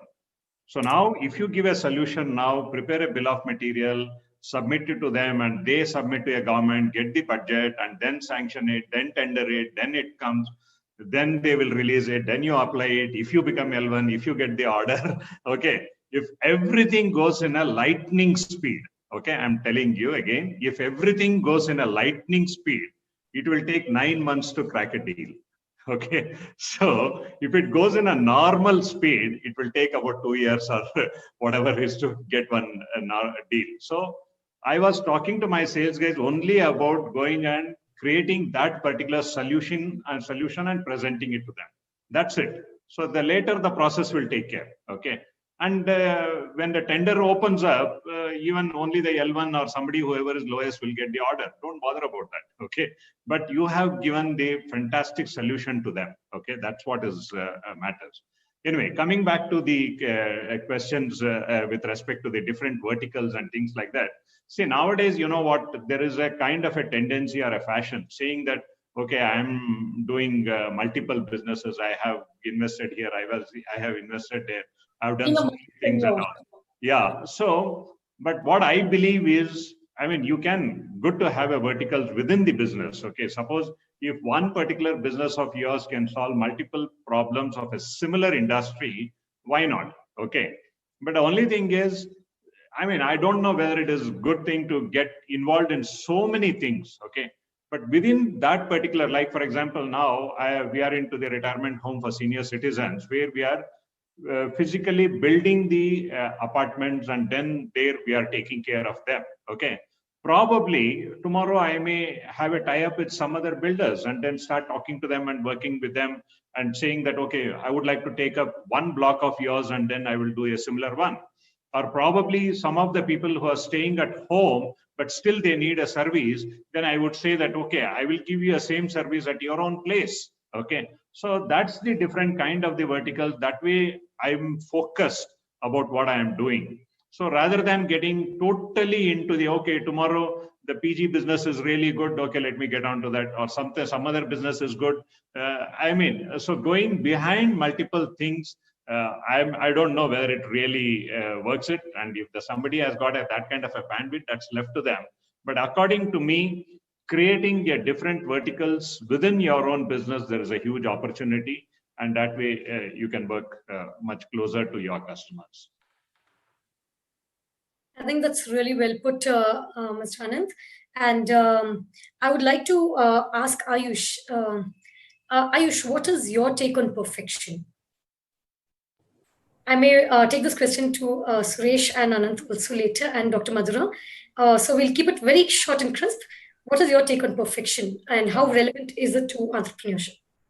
All right, so I don't believe there's anything which is called perfection exists in this world. I don't believe there's perfection. There's something which is close to perfection. If you've really achieved and attained perfection, there's nothing beyond that. And I believe only God has that power and that thing to achieve beyond that, right? So as Ivan says, I would just relate to it, that if you think that you are the smartest person in the room, it's a time to change the room. So same, if you think that if you're really perfect, then it's time to leave for a boat, then nothing beyond that is left. So there's nothing called perfection according to me. Just keep putting your efforts, just give your 100%, start giving your 100%, and just you need to just develop your day from a day previous and just keep working for a day to future. That's all about perfection to me. Yeah, I think it was just as we had this discussion on being, being better than yourself on the previous day is what Absolutely. You say. What about Suresh? Suresh, what is your take on perfection? Yeah, Ayush just stole a few words from my mouth. The moment you said perfection, I was thinking about that. I said the day you reach perfection is when you should be sitting under the Bodhi tree and you would be called the Buddha. So you're never going to reach there. Trust me. If you believe you have to reach there, then like you rightly said, buy yourself a ticket to the Himalayas, just go away. You're not needed here anymore because in 2,500 years, there's only been one Buddha. That itself is, I think, a clear indication that, perfection is not possible. The reason why I asked this question was basically we are never going to be perfect in whatever we are going to do. And I believe that if someone says they are perfect, you are in the company of an amazing liar. Because I love my people coming back to me and saying, you know what, I made a mistake today. My only contention is, make mistakes every day, but don't make the same thing again and again, because there are a million new mistakes to make. Why are you repeating the same mistake? And the day a boy comes up to me in my office and tells me, sir, you know what, I didn't make a mistake. I know for a fact he had an awesome movie with his girlfriend. He didn't work. I'm sure about it, because if he tried to do something, you'd make a mistake. So perfection is something that I don't believe in at all. And I don't even work for perfection. I just work to do better than, like you rightly said, better than yesterday. Can I do the same thing better than I did yesterday? That's about that's how I look at perfection. The reason why I put this question to the panel was because I think this is one mind block which most of them have, Either they think that they're doing things so perfectly, they're doing things so well, but still they're not reaching their breakthrough. Or they feel because I'm not perfect enough, I'm not able to, crack this, or I'm not able to do this. Anita, the problem is within, according to me. Who defined perfection? They defined perfection themselves. They did not define it right. I think they didn't get the X and the Y coordinates to meet at the right place. That's the problem. So you can't blame perfection for it. You should blame that they haven't analyzed their business well enough. I would look at it like that. If someone tells me that, I tried everything perfectly, I didn't achieve. No, I think you didn't get your definition of perfection right. Very, very well said. And I'm sure if in case Anand or Dr. Madhura have something different to say, would you want to add on, or if it is the same, we can move on? Yeah, it's more or less same. Just I want to give one more example. In my earlier, when we were doing the computer networking business, so like whenever you're doing a networking for a brand new premises, like where the IT company or where there is a lot of glasses, and so many things are there. There is a chances of we breaking something, right? So people will be. So I had a rule in my company. If whenever my employees, if they break some glass or break something or spoil something while doing the networking, if customer complains me that your guy broke, okay, whatever is the cost or an expense for that is to be borne by my employee. But if my employee comes to me and tells me first that I broke the glass, I did this, and then the expense is on the company. Okay, so I would say that, okay, you come and tell me that you made a mistake, I will bear the cost. Okay, but somebody complains about you saying that he did a mistake, but you have hidden it. Okay, that means you are not learning, you are not growing. Okay, so that means you have to pay for it. Okay, that's the thing which I wanted to say. Very true. So Anand, to add to your thing, it's just similar on the lines what we say to what our parents tell us. मुझे बाहर वाले नहीं बताना चाहिए कि तुम बाहर smoke कोने में कर रहे थे छुप के, मुझे तुम आके बता दो कि तुम स्मोक करा कर रहे थे छुप के, ताकि मुझे दुनिया ये नहीं बताए कि तुम्हारा बेटा स्मोक करता है. On the same panel lines, on the lighter note. Thank you, Anantram. Just for the lighter note, if I have to say it for the lighter note, when we were in college in Mount Carmel College, our HOD of Commerce Department used to come and tell us, the entire commerce department is sitting together. So if a student has attended the economics class and has bunked the commerce class, and that student is kind of, notable and can be picked up easily, they used to have this discussion, and very often the attendance used to drop from 12 o'clock downwards, because movie jane ka time ho jata hai wo. And so once the HOD came and told us, if you all want to go for a movie, you can come and tell us, and we will give you attendance. I think that was the biggest mistake there. And continuously for 1 week, there were a batch of students who tried to seize this opportunity. So when an opportunity is given to you, you should use it in the right way. It doesn't mean that you misuse the opportunity. So that was just on a light note. Having said this, I would like to ask Dr. Madhura.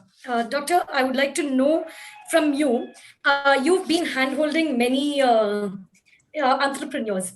So share some experience, something which was, something which you look as a victory of guiding somebody, and something which made a big difference, and a small step from your end made a big difference. Would you like to share that experience with us, please? There are many such instances. Even a simple thing, very well educated, well organized person who had started off, online selling of some of the women's product, like homemade, the powders and things of that kind, chutney powder and all we do in Karnataka.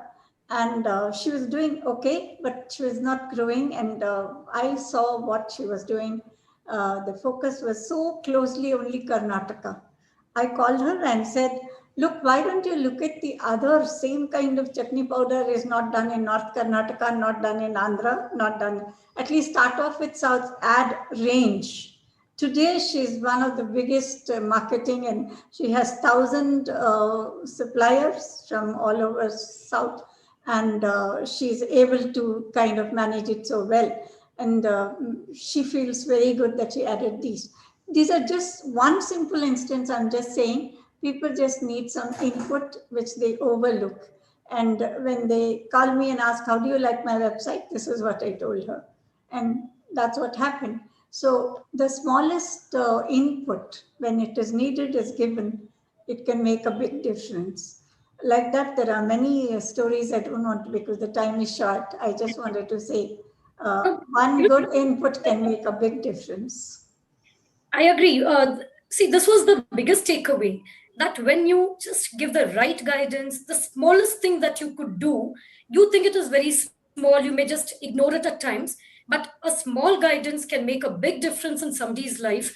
And that could be the stepping stone for them to on their road of success. So I think this is something which all of us need to remember always.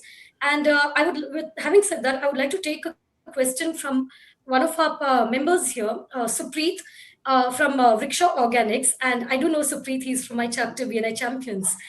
So Supreet has a question for us. As a first generation in business, after trying new things in the market and still that miracle didn't happen, but maybe maybe you lead to bankruptcy, how do you go to the next and wait for a bit more duration? I think this is something which we were discussing already. Ayush and Suresh, I'm sure you both would be wanting to take it up. After Suresh, or it's okay for me to go first as well. Please, please. All right. All right. So just can I see the question? Okay. So the question comes from Supreet, right? Supreet, when you have developed a business, so nobody succeeds at the first place. As I mentioned, relating to Suresh, that no race is won at the first turn, but most of the races are lost at the first turn. There's very few companies, 1 in 1,000 companies, which survives for 100 years, right? So do you think just one company was formed 100 years back? Today, Tata, Birla, Ambani, Reliance, many companies you see today, right? There were 1,000 companies which was formulated 100 years back, but today we see very few companies. So what made them different and what makes a company different is, again, planning, again, the vision of the company, again, what are the team members. All right, just 1 second. All right, yes. So before we go ahead with this question, I want you to just relate to one thing. So I'm not expert of this. I have not failed in the first year of my business. So I failed in the 3rd month of my new business, what I started. I took up a franchise for a share marketing company, Kotak Mahindra, Kotak Securities, when I was there in my dad's business, because I wanted to do something. 3 महीने में मुझे अपनी दुकान बंद करनी पड़ गई थी, just within 3 months. Just imagine how disappointed I would be. Just a young guy who, it just leads to disappointment. That's all I can say, right? What led to it? That shows that if a business closes in the first year, we were not prepared by any resources, believe me, by any resources, not just the vision, not just the team, not just the finances, not just the management, and not just the sales, anything and everything, because we just failed in the first year. And that's completely okay to fail in the first year, because if you fail and shut down things, look, I tell 2 things to people. It's completely okay if you failed in the first year and you try to shut it down and open something new. But the other way of seeing it is like, why did not you try post first year to make it successful? Because you would have thought to make it successful at the first day that you would take this company to a greater heights, right? So there are 2 different things of seeing this angle. Supreet, to answer this question in a much elaborated way, I would want to have a one-to-one with you, rather just answering a quick question for 2 minutes. So I'll just sum up here that you should have a patience, perseverance, build up a team, have a vision, and everything in pipeline, right from the a good team, a good vision, a good planning, a good strategizing, a good a financial backup, and everything falls for success and the failure of the company. It's not one thing, it's all the 4 pillars and the 5 pillars of the business which falls at, everything should fall at the right place to build a powerful company. Suresh, you can just add up to it. Supreet, I am not a master in this because I've never started a business, number 1. So obviously there was no chance to fail in it. But then what I would say is, I'm not just going to blindly tell you that, oh, keep going, you'll succeed. No, because I don't know your business. Like Ayush rightly said, maybe a one-to-one might help. But in the face of it, what I suggest you do is go back to the brass tacks. Go back to the basics of what is the business you wanted to do and find out exactly where you made your mistakes and do not repeat them the next time. Now, if I always give this as an example to my thing. Let's assume that you are on a road. Okay. You have to go 350 kilometers and there is nothing at all. There is no road turning here, there. After 2 hours of driving, you decide that, okay, there is no petrol bunk, there's no restaurant, and you turn back and come. How many hours did you drive? You drove for 4 hours, because 2 hours going up and then coming back. Whereas your destination was only 3.5 hours away. If you had, meaning that if you had continued to drive in the same direction, maybe you would have reached your destination. The point is, you are giving up. I don't know about your business. I don't think this is the right forum for me to give you business advice. But then what I'm trying to say is, as a human, you got to go back, sit down and decide, what is it that I made? What were the mistakes I made that I became bankrupt? And should I continue doing this, or should I do a course correction and do something else? I'm sure you will come back with an answer for yourself, because this is a question which only you can answer. I don't think anybody can help you with this, because you are the master of your business. So you should understand where you made your mistake and then fix that mistake. It's not very difficult. There is a hole in the boat. Fix that hole. Don't abandon the boat. I think that's a very, very well put answer or a suggestion by Ayush and Suresh, that when there is a problem, we need to fix the problem. And as Ayush really correctly put it, that that there could be a lot of reasons why a business may not succeed in the first month or the first year, be it resources, be it your vision, be it your engagement, be it your maybe the first or 2 months you must have set over expectations. Maybe the first 2 months, because your expectations were not met, you started losing the focus over it. So yes, there are multiple reasons for it. And Suresh, I think what Suresh also rightly said, that you need to look for a fix and look for solutions which can help you better. I hope we've answered that question for Supreet. We do have another question by Sunita Venkatesh Murthy, and a question is, can we call entrepreneurship as nothing but just ownership, as ownership is doing what it takes? So, Anand, would you like to take this question? Okay. First, I would like to answer that in a different way. What is entrepreneurship? Like, there's a big joke about that. So entrepreneurship is nothing but when you're working, you're working for more than 8 hours and then you don't have freedom. And then you want to become an entrepreneur so that you have all the freedom with you and you have all the time with you. And then you end up working 24 hours, actually. So that's the entrepreneurship on a lighter note. And then many times, the people who are, I keep telling this in many places also, I have told this, many people, they think that if you are an entrepreneur or a business owner, your other things, right? Your car, that, this, and so many other things. And they think that oh, wow, it's like a riding on a, whatever, the lion or a tiger. Okay, they think that, wow, this guy is going on a tiger. Only I know that if I get down from the tiger will eat me. Okay, so that's the reason I keep continuing to be riding that. Okay, so it's that. So having said that, it's not, I need to create more leaders. Okay, I need to, like, whoever worked with me earlier, I'm sure at least more than about 30, 40 people have started their own companies. Okay. So I always feel that you have to create more leaders. You have to create more entrepreneurs. Okay. That should be your job. It's not that worrying, saying that, okay, I won't teach this. I won't teach this. I won't teach this to my person because he may become my competitor. No way. I mean, there are so many of my, I met one of my staff on the road. I was just walking in a market, and then his office was nearby. And then he took me to his office, and then he told, sir, please come, please come. He insisted me so much that I want to come to his office. When he went to his office, his chair, like whatever, the boss chair. So he told me that, sir, I want you to sit there. I said, no, yeah, that's your chair. I want you to sit there, and I'm going to sit this side only in the visitor's chair.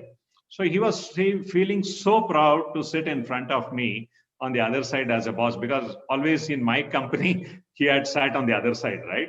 Okay, now I was sitting on this side. So that is the proud moment for us. Okay, you have created more entrepreneurs, you have created more people. That's so it's not that you owning a business. Okay, you don't own the business. You actually, the business is owned by each and every person, whoever is working for you.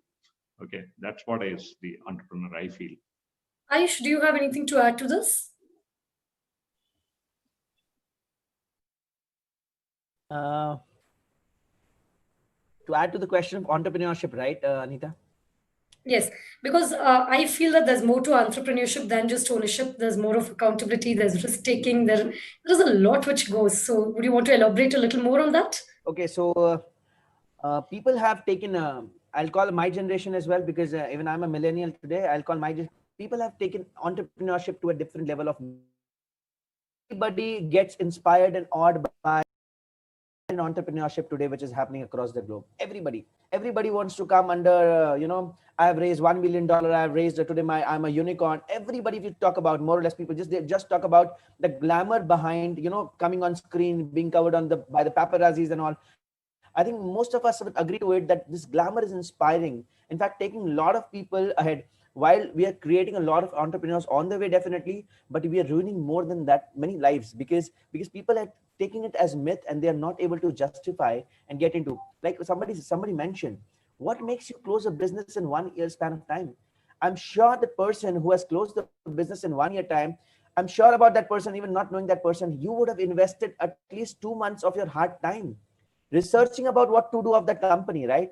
Entrepreneurship is, it's taken by myth today. You have to work on the conventional routes, the traditional models, and bring something innovative with your dedication and the focus, building yourself as a brand and impacting lives and inspiring people. That's all your journey should start with.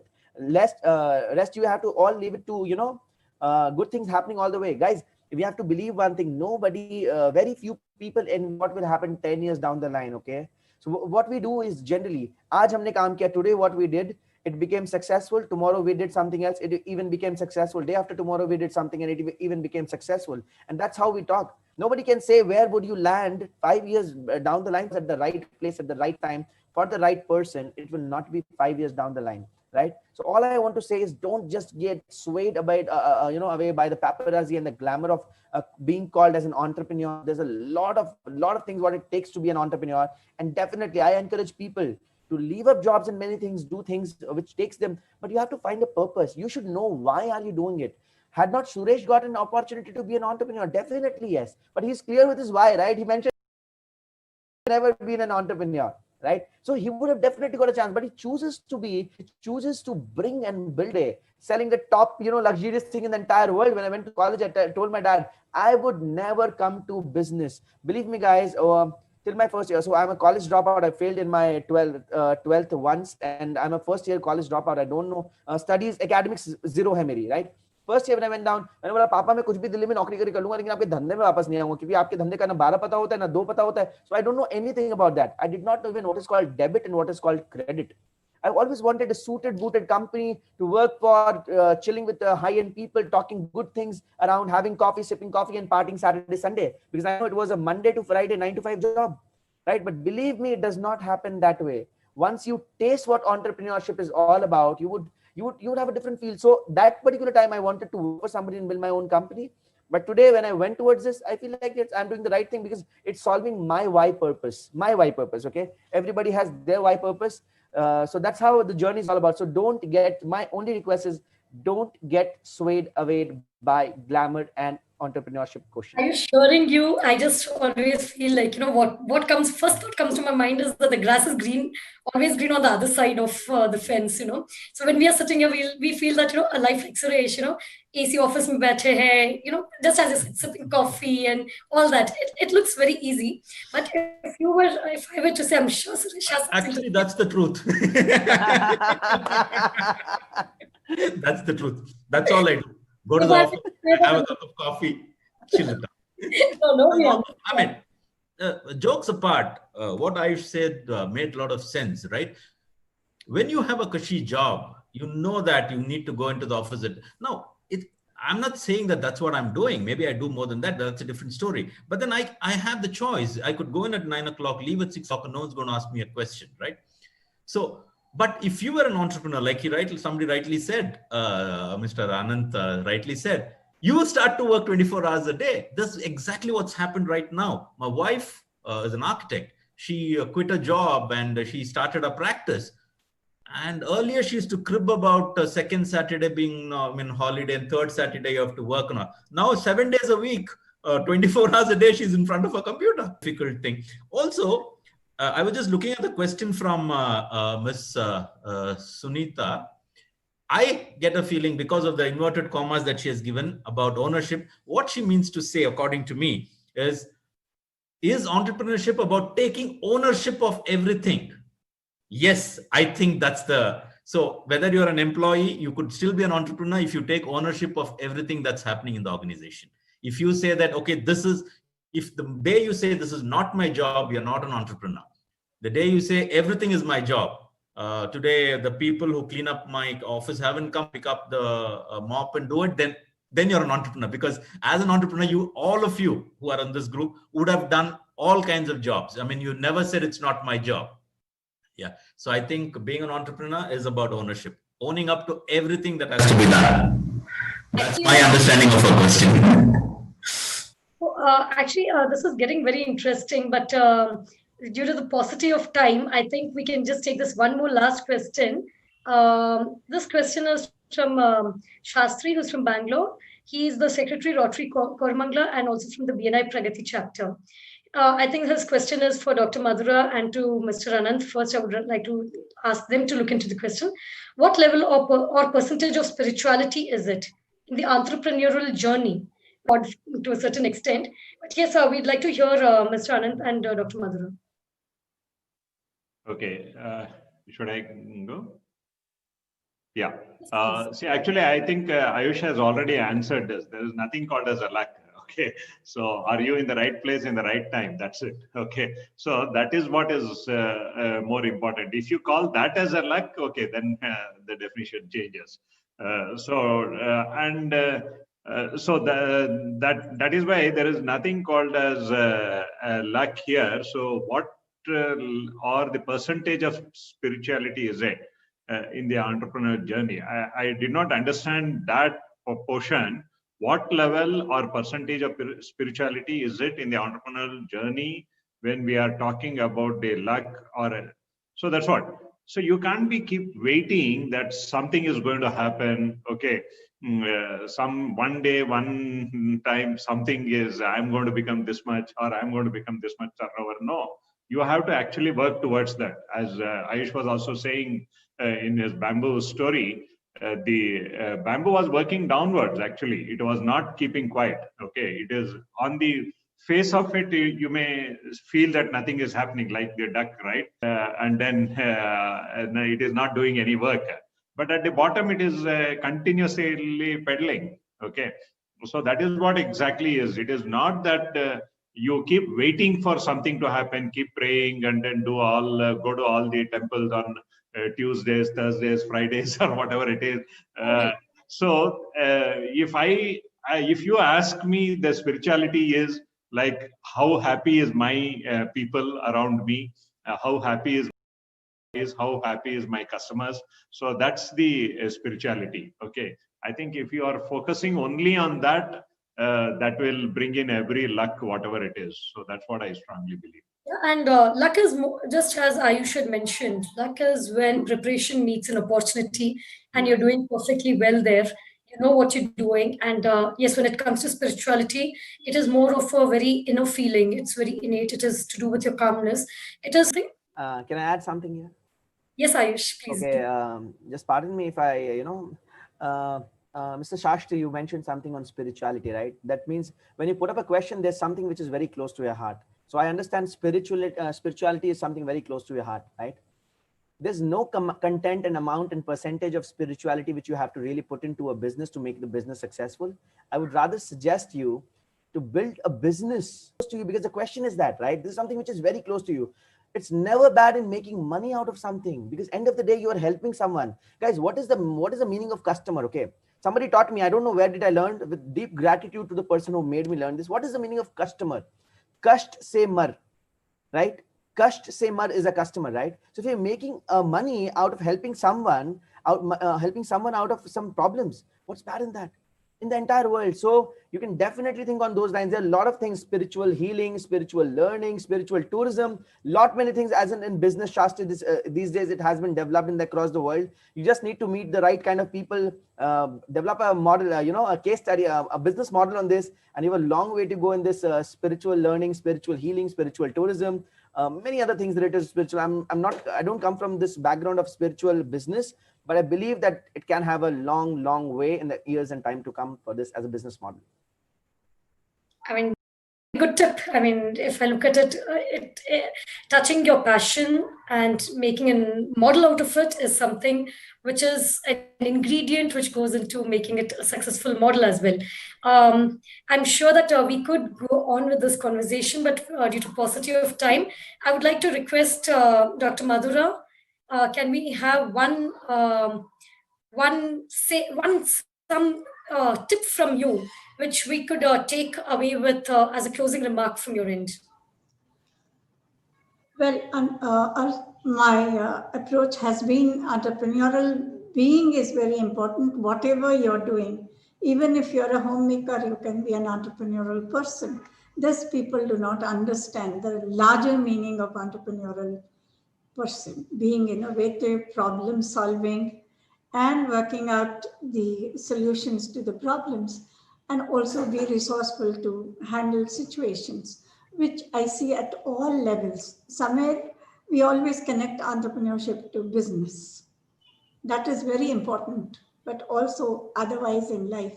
So if you experience that once, you understand and appreciate what really it means. This is what our three other leaders, panelists have spoken so well and so expressively. And I saw in it all the time, the entrepreneurial approach. That's what I feel very happy for being part of this panel today, though I was not able to contribute much. Thank you.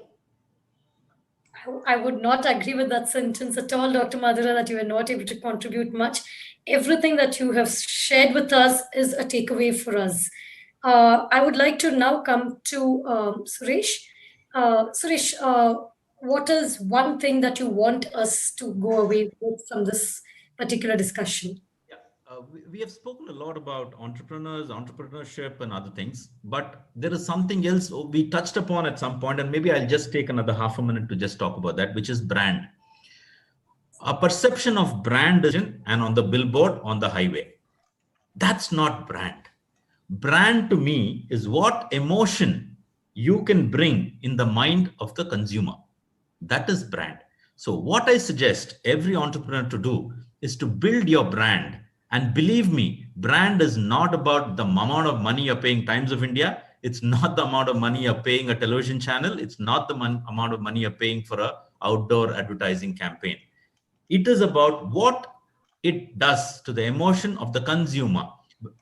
So build your brand in inverted commas, brand being nothing but the emotion that it builds in your consumer, in your customer. Once you do that, I don't think there's any stopping. Your Chinese bamboo will keep on growing. Just get there. Get your brand working for you. Make yourself the brand. You don't need, all of us can't afford Virat Kohli, but we can afford ourselves. Let's use our charm to build a brand for ourselves. I think that's my take. That's what I think most entrepreneurs on this panel, on this evening take away. Build your own brand. There is nobody who can build it for you other than you. And the brand you build for yourself is long lasting and it will always stay with you. It will never go away. That's I think my last. That's a very, very inspiring takeaway, and to share his thoughts on this. Okay, thought on this particular. It is for what would you want all of us to take away from this discussion today when we talk about way beyond in our business, whether is it a brand, is it a business, is it a behavior towards it? We've actually discussed a lot on all this. So what is it that you want us to work with now? Yeah, that's what, as I said in the very beginning, like definitely everybody has to follow your passion. Okay, whatever is your passion, you have to put in there. That's where is the one day that passion will bring whatever is the success, wealth, whatever you want to call it as, satisfaction. So everything, the passion will appreciate whatever Mr. Suresh said in terms of the brand. Like each one of us are the brand for ourselves. Okay. Like each one of us in our own business is the brand. Like very quick one story I want to say. Long time back when I was doing the computer networking business, ours was a small company. Okay. Then there was one more company which was all India based. It's a very big brand actually at that point of time. So they were my competitors. Okay. So then when they went to the customer, then they said, no, how can you compare the Webcom, that was my company, to us? We are a national wide company. You cannot compare them to us like that. That's what they were saying. Then the customer said, okay, when you do a designing of a network, tell me who does in your company, he asked. Then he said somebody's name, one person name, and then said that this person. So what experience he has got? So then 2 years, something like that. Then do you know that if computer networking design is done to my organization, defense organization, do you know who does it in Webcom? He asked. So it is done by ANANTHRAM. Okay. So that means I know his capabilities. Then you as a big organization, whatever is an engineer who came out of B last 1 year back, or he is doing the design. Okay. So I trust in him. So that's how we were able to clinch that very big deal against at that point of time. So I fully agree with what Suresh said. I just suddenly remembered this incident when you are mentioning. So you are the brand for your product, each one of you, whoever it is, whether you're working there or whether you're owning the business, that doesn't matter. Each and every person in the organization is a brand itself. Yeah. Thank you. Thank you so much, Anand. It is well summarized that yes, you are your own brand, and that is how your business grows. I would like to come to. I don't know about the other participants. Me being a panelist had amazing takeaways. First of all, before I lead people to what can I inspire them about, let me just tell you, I had amazing takeaways. I've been listening to Anantram. I'm always in awe of whatever he's doing in Bangalore. I always tell him because he has brought so many things new to BNI that I know that he has been doing tremendously. And things what he has done for BNI Bangalore, what Anantram and Balaji has already done. And Dr. Madhura, I've listened to you for the first time and absolutely inspiring. I'm going to reach out to you in person definitely regarding knowing things what you're already doing in Bangalore. Suresh taught me many things today. In fact, many things. I'll remember this thing for always. Million new mistakes to make in life. Why repeat the same? Right. That was one of the best takeaways for me from Suresh today. Guys, children contribute to 20% of the population of the world, right? But they are 100% of the future of the entire world. 100%, right? For me, the most important thing what people should take away regarding sessions and everything is, whenever you participate in anything, you have to make sure that are you really building a lifestyle for your family and your children? Because those are the people who get impacted the most. If I ask everybody on screen, I could see only the panelists. Whom did we really follow in childhood? Whose inspiration did we actually give to people? Whom did we actually follow? Only our parents, right? I want to become like my dad. I want to become like my mom. See how does he talk to a waiter? See how does he talk to a watchman? Everybody, right? Everybody. Same happens in a negative way as well. I'll share a story. I was traveling, I went Bihar like 7 years back. I was traveling in a train, local train from a city called Varanasi, a city of Ganges. Varanasi से मैं Bihar Patna train से 4 घंटे की यात्रा कर रहा था. उसमें एक बंदा AC 2 टियर के अंदर घुसते हैं अपने फैमिली के साथ, अपनी वाइफ के साथ और अपने 2 बच्चों के साथ, और वो घुस के बैठ जाते हैं. TT comes to check the ticket कि आप टिकट दिखा दीजिए अपना. He was like, कोई बात नहीं, आप अपना पास दिखा दीजिए मुझे. He was like कि पास शायद मैं भूल गया हूँ, कोई बात नहीं, लेकिन मैं रेलवे का एम्प्लॉय हूँ या फिर कोई गवर्नमेंट एम्प्लॉय हूँ. He was like, okay, no problem with that. आप बाहर चले जाइए. This is a tier 2 AC compartment. इसमें passes allowed नहीं है. आप किसी जनरल में चले जाइए, वहाँ पे आपको टिकट की जरूरत नहीं पड़ेगी. He was like, why are you embarrassing me? आप मुझे मेरे परिवार के सामने embarrass कर रहे हैं. पर नहीं, मैं आपको embarrass नहीं कर रहा हूँ. By the time he was talking to the TTE, he was just holding a child in his one arms. The wife was sitting, and one of the child who was probably 10-year-old or maybe 9-year-old or maybe 8-year-old, उन्होंने मेरे compartment में उनको बैठा के वहां का curtain लगा दिया था. AC 2 tier generally has compartments में curtains, okay guys? Curtain लगा दिया ताकि वो बच्चा उनको दिखे ही नहीं किसी को, so that TT passes away, okay? After that, I was just seeing that child. The child was in fear that how is my daddy talking to the TT, right? After a particular time, the man kept on arguing with the TT saying, आप मेरे साथ जबरदस्ती का बहस कर रहे हैं और क्योंकि मैं आज एक लेडी के साथ हूं इसीलिए आप मुझे बेइज्जत करने की कोशिश कर रहे हैं. आप मुझे अगर बाहर मिलते और मैं अकेला होता तो आप मेरे साथ ये परेशानी नहीं करते. Guys, my question to you is, what do you think the child who is peeping inside from a curtain, who is a 9-year-old child, would be learning from his dad? Would he be learning something nice or something bad? Absolutely something negative, right? Tomorrow he would repeat the same thing, running in a train into a private compartment without a ticket and arguing with the TT. That's not what we want to give to a child, right? That's not what we promise. So my always thing, I come very young to speak on these things, and shown in very short span of time, coming from again scratch nowhere to somewhere, coming from a tier 4 city, tier 3 city, and residing in a tier 1 city in Surat. So it gives a lot of experience from back end. I would just want to say to all the millennials, because millennials are the people who would be forming the future of the world. I would just want to tell one thing to the entire millennials. दुनिया में से कोई धंधा नहीं बना है जिसमें धंधा होता है. To the parallel lines of Suresh and Anantram, absolutely इस दुनिया में बंदे को धंधा मिलता है. Create your brand, create your own identity, create your solopreneurship. इस दुनिया में बंदे को धंधा मिलता है और धंधे को धंधा नहीं मिलता. And with one final quote which has really come very close to my heart. My wife suggested me this quote and I've used it to many people across the world. With this final quote, I will just end it here. जो पसीने से नहाते हैं, what do you call it? पानी. जो पानी से नहाते हैं.